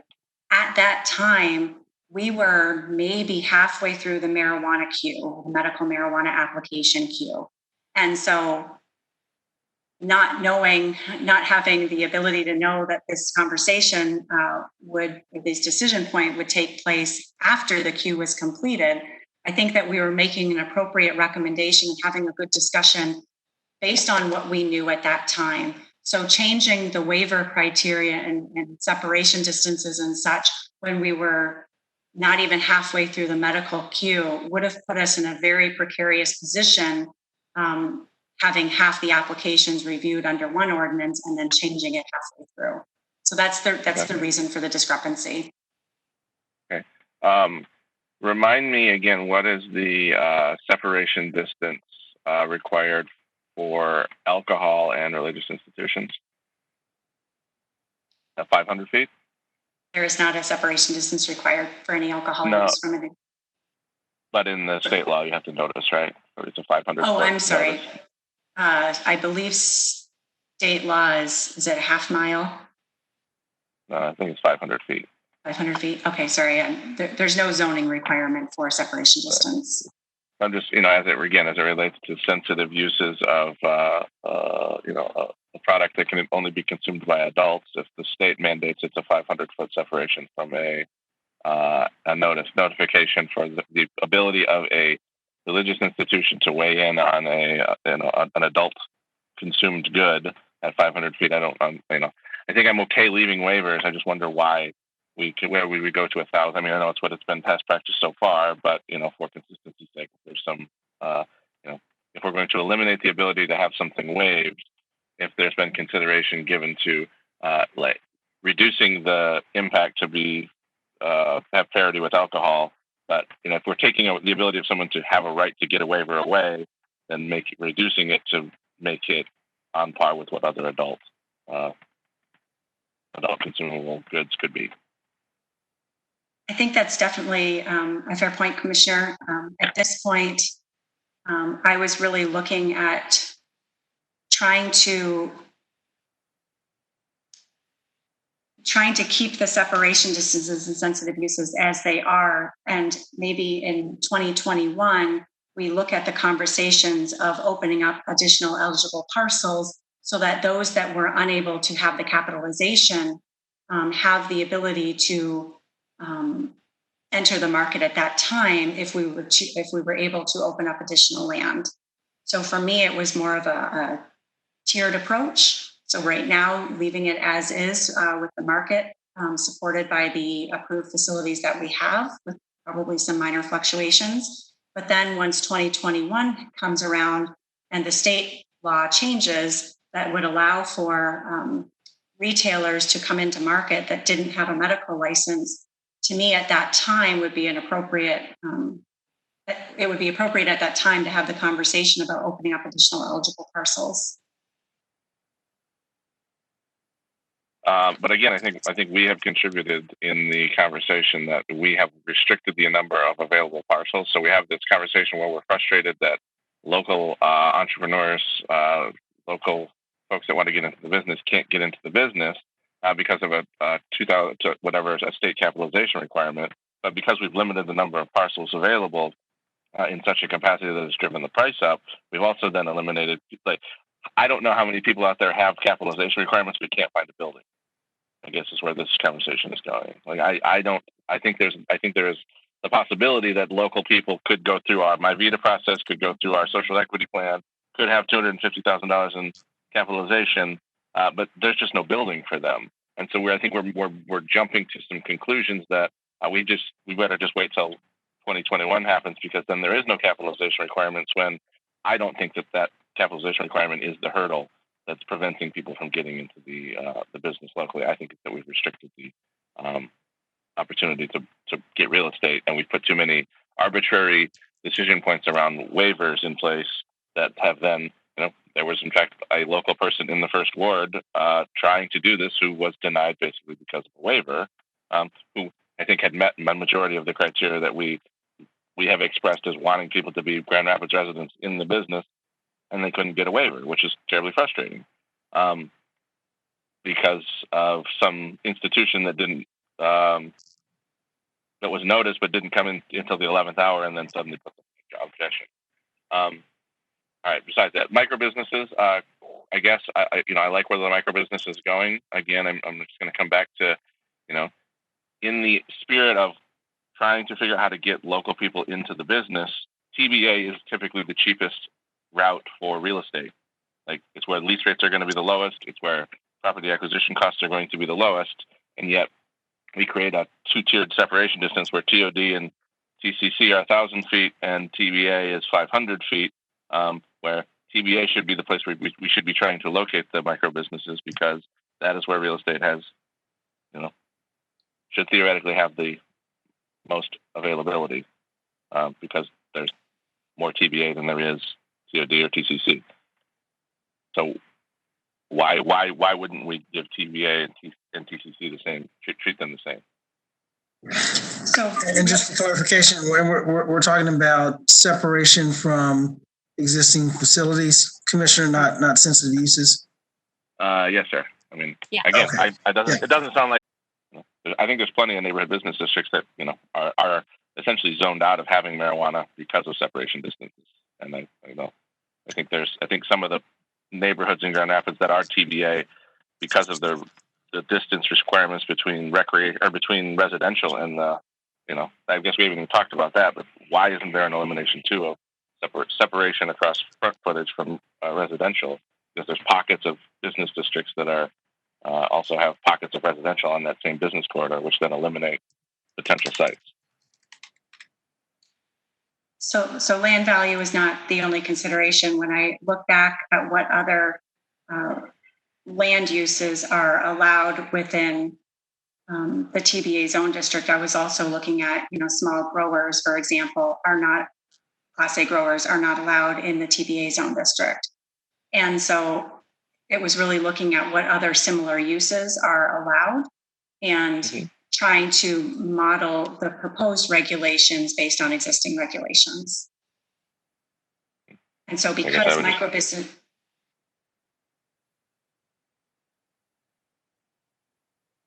Would you like me to finish, or would you like to go ahead? Yeah. Okay. Thank you.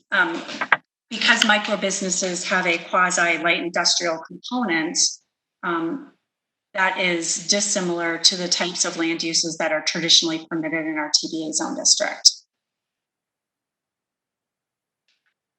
Your City, USA. I think all breweries are light industrial, and those seem to exist in a variety of. Look at my friends at Brewery Vivant across the street from the school in a thriving neighborhood business district with the highest occupancy rate in the state of Michigan. But no dispensary will ever end up in fully filled because of separation distances and. I'm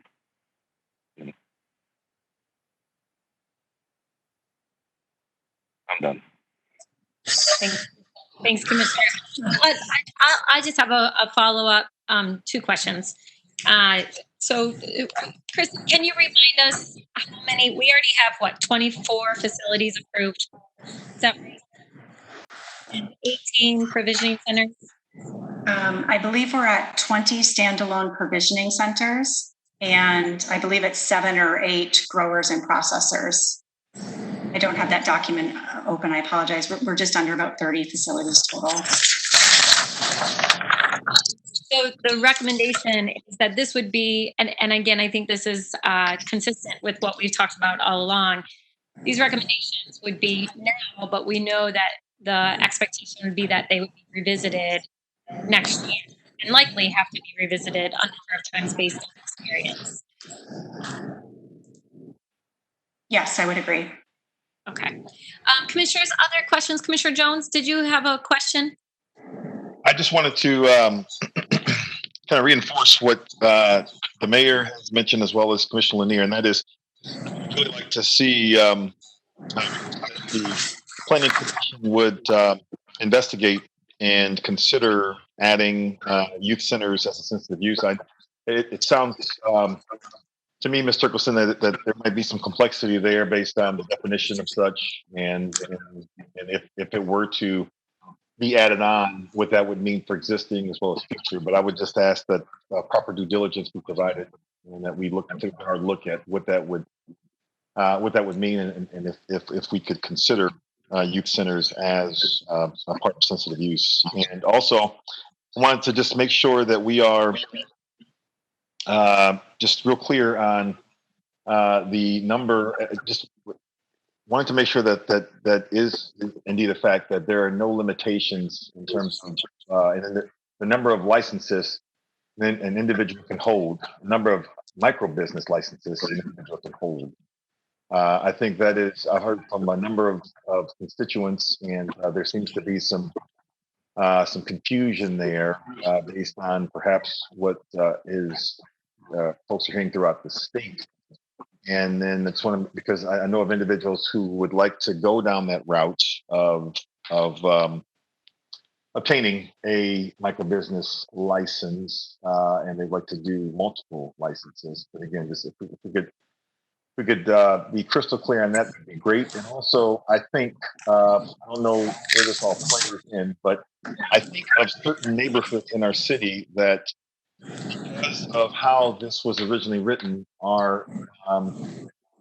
don't have or would not be eligible for any sort of facility. And I think of places in town, I think of certain aspects of Walty Street, and I think if ever there was an opportunity to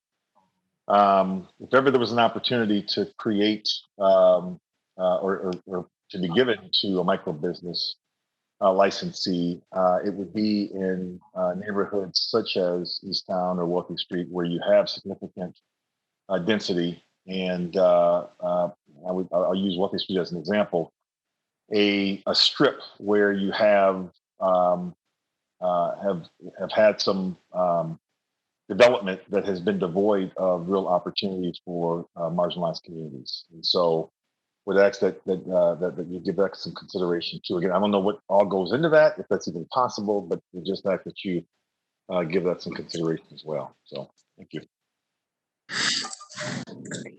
Mayor, Yep, go ahead. just clarification. So I appreciate sounds like there is several people who are interested in looking at youth centers and sensitive uses.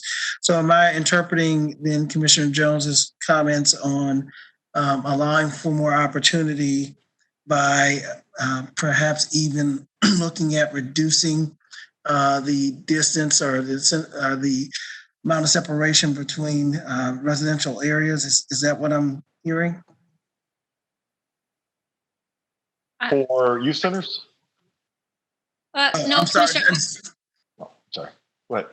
Can you clarify, Commissioner? That's not my understanding. Are you recommending that, like in neighborhoods like on Wealthy or East Town, that you would recommend reducing the distance requirements to residential areas? No. What I'm putting out there is, if ever there was, I think, a real opportunity for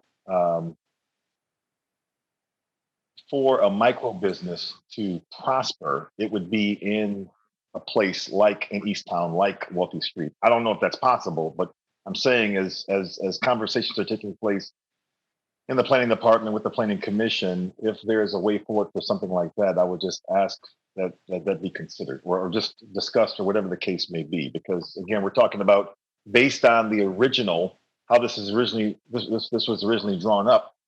You know, there is no opportunity for Walty Street or for Easttown, and so I'm just putting it out there. That's all. Okay, I understand. Mr. Colson, does that make sense? I think so.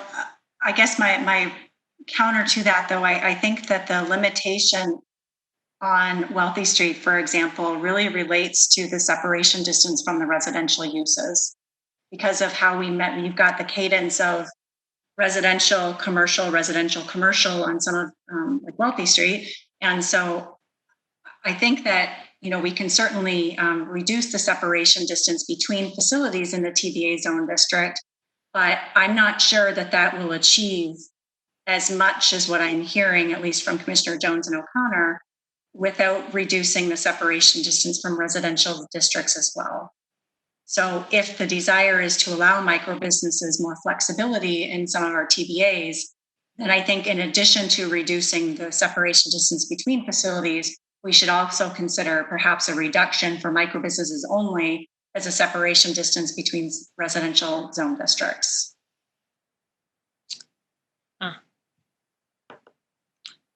Okay, maybe we can give that a little more thought. Again, these are, where do we create opportunity and how do we do that in a thoughtful way? I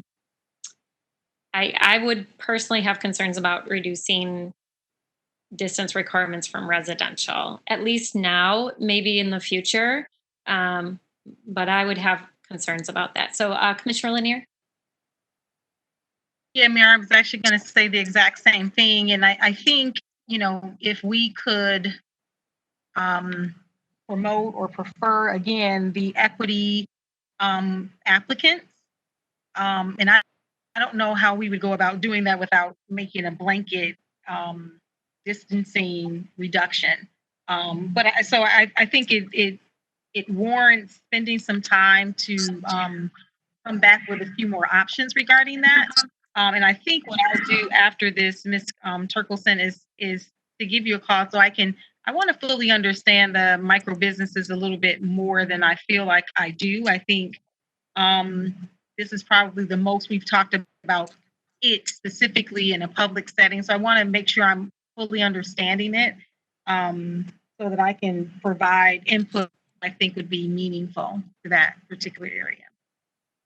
But I'm very appreciative of the current recommendations that you've suggested on all of these. And I'd also like to just, reiterate the piece about the youth centers and doing the homework to see what that means and how they can be defined. Yeah.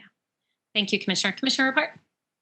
Yeah, I think enough people are asking about it that we ought to give a real clear answer. And if we're not going to include youth centers because it is too complex, then really outlining, I saw that in your memo, Kristen, that it is, it is under the guidelines for the Planning Commission making the decision to take that into consideration. But I think that we just need to give a real clear answer to the people who are asking that question one way or another.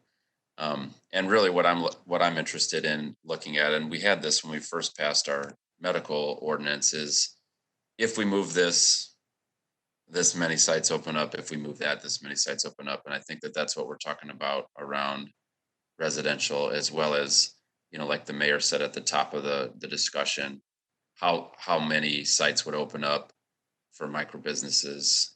So I'm interested in the numbers, and if we chose to move any of the distances, how would that impact the available amount of real estate? So thank you I felt like the memo was real easy to understand, and I think it's very clear what you're recommending to us. And I do think we owe an answer to the people asking about youth centers, even though it is complex.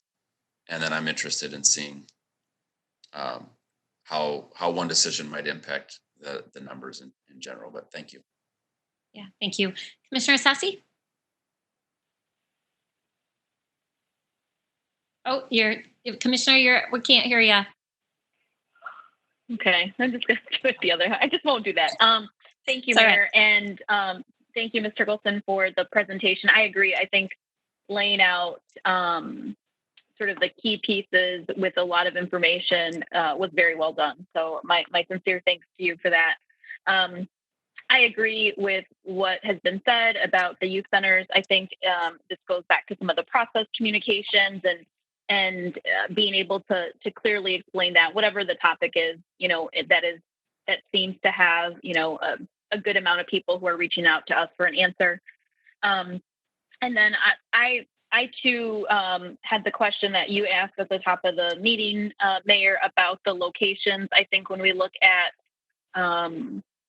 the opportunities for micro businesses, and also, I'm interested. I know, Ms. Turkelson, you said that this, obviously we're not talking about the nonprofit work at this point, but I'm very interested to see about micro businesses and what potentially could be done to even support those organizations even more. I mean, we see some of that happening in other sectors of business as we look to have more individuals from underrepresented communities engage in our in economic development and business creation. So that was one of my questions, but I'll hold that for that conversation. And I think that's it. I just wanted to make sure to weigh in on those pieces. Thank you. Yeah, thank you. Good points. Commissioner Moody, did you have any questions or comments? No? Okay. Any final questions or comments, Commissioner O'Connor? Just to answer Commissioner Jones's question, as of current, you can only, a person or company can only hold one micro business license at a time. There is a possibility that the MRA could modify that in the future if they determine not enough licenses have come into existence. But as of present, only one at a time. The other quick question I had, just I was thinking I didn't get to ask it, was about the event stuff. I could respect and understand why events in public space is concerning, but why we may not allow that events to happen on private locations.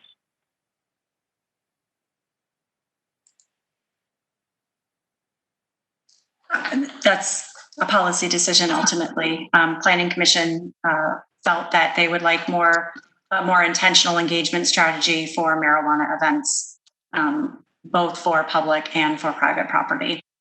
So it wasn't a no, it was let's do what we know we can do now and follow up on some of these other uses later. And Ms. Torkelson, if I may add, I thought I recall when we did our benchmark of other cities, we could not find a common practice to reference for those type of events. And so that was part of it. That's correct. It was difficult based on the lack of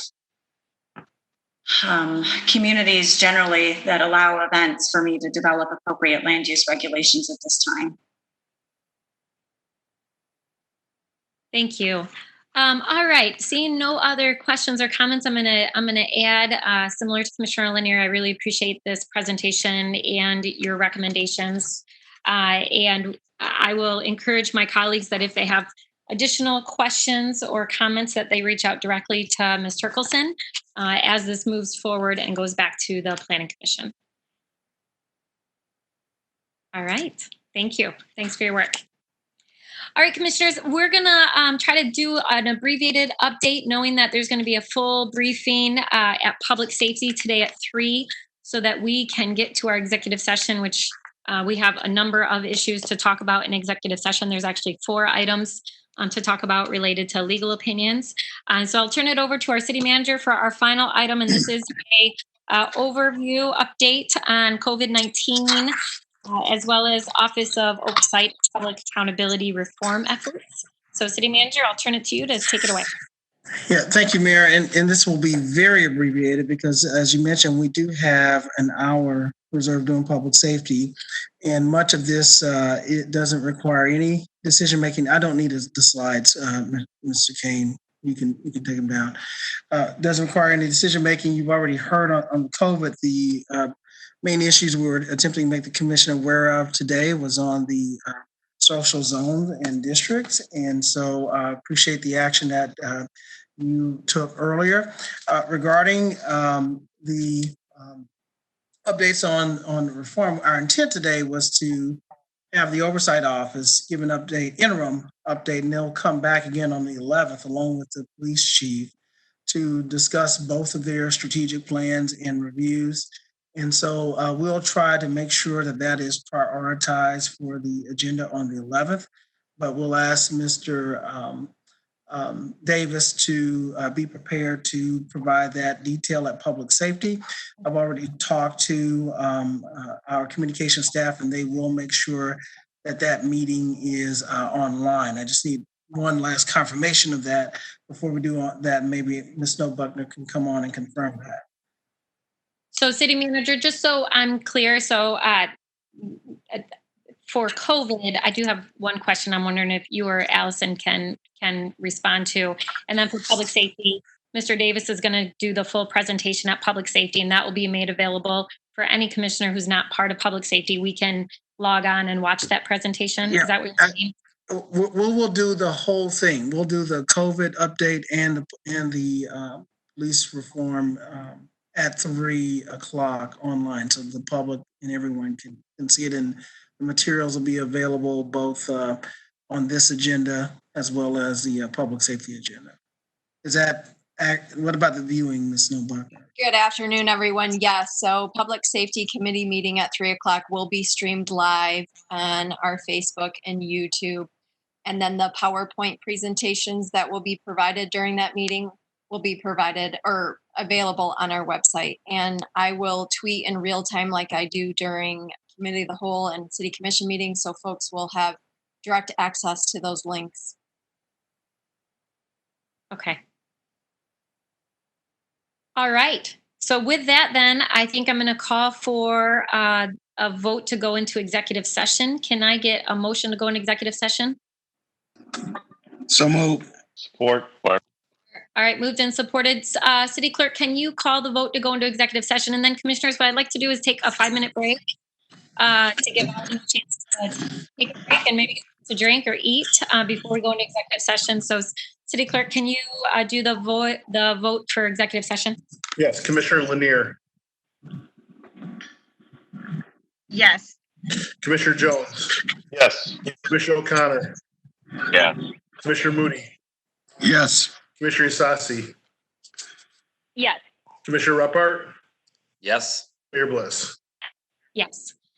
All right, Commissioners, there's a separate link to go into executive session. So we'll close out of this and see you in 5 minutes with our city attorney. Mayor? All right. Yeah. Point of order. Yeah. We had a split vote in our community development meeting, and if my memory serves me correctly, don't those split votes then come to the committee of the whole? No, they go to our evening meetings. So it'll be off consent tonight, and we'll have the presentation and conversation at our evening meeting. City Clerk, am I correct? That's my understanding. Yes, it'll be items off consent. So we'll have that discussion tonight at our 7 p.m. meeting. Okay. I know in the past we have brought it to council, so I don't know what's unique about it. So we may want to look at standing rules. Thank you. Okay. All right. Okay, we'll see you all in 5 minutes.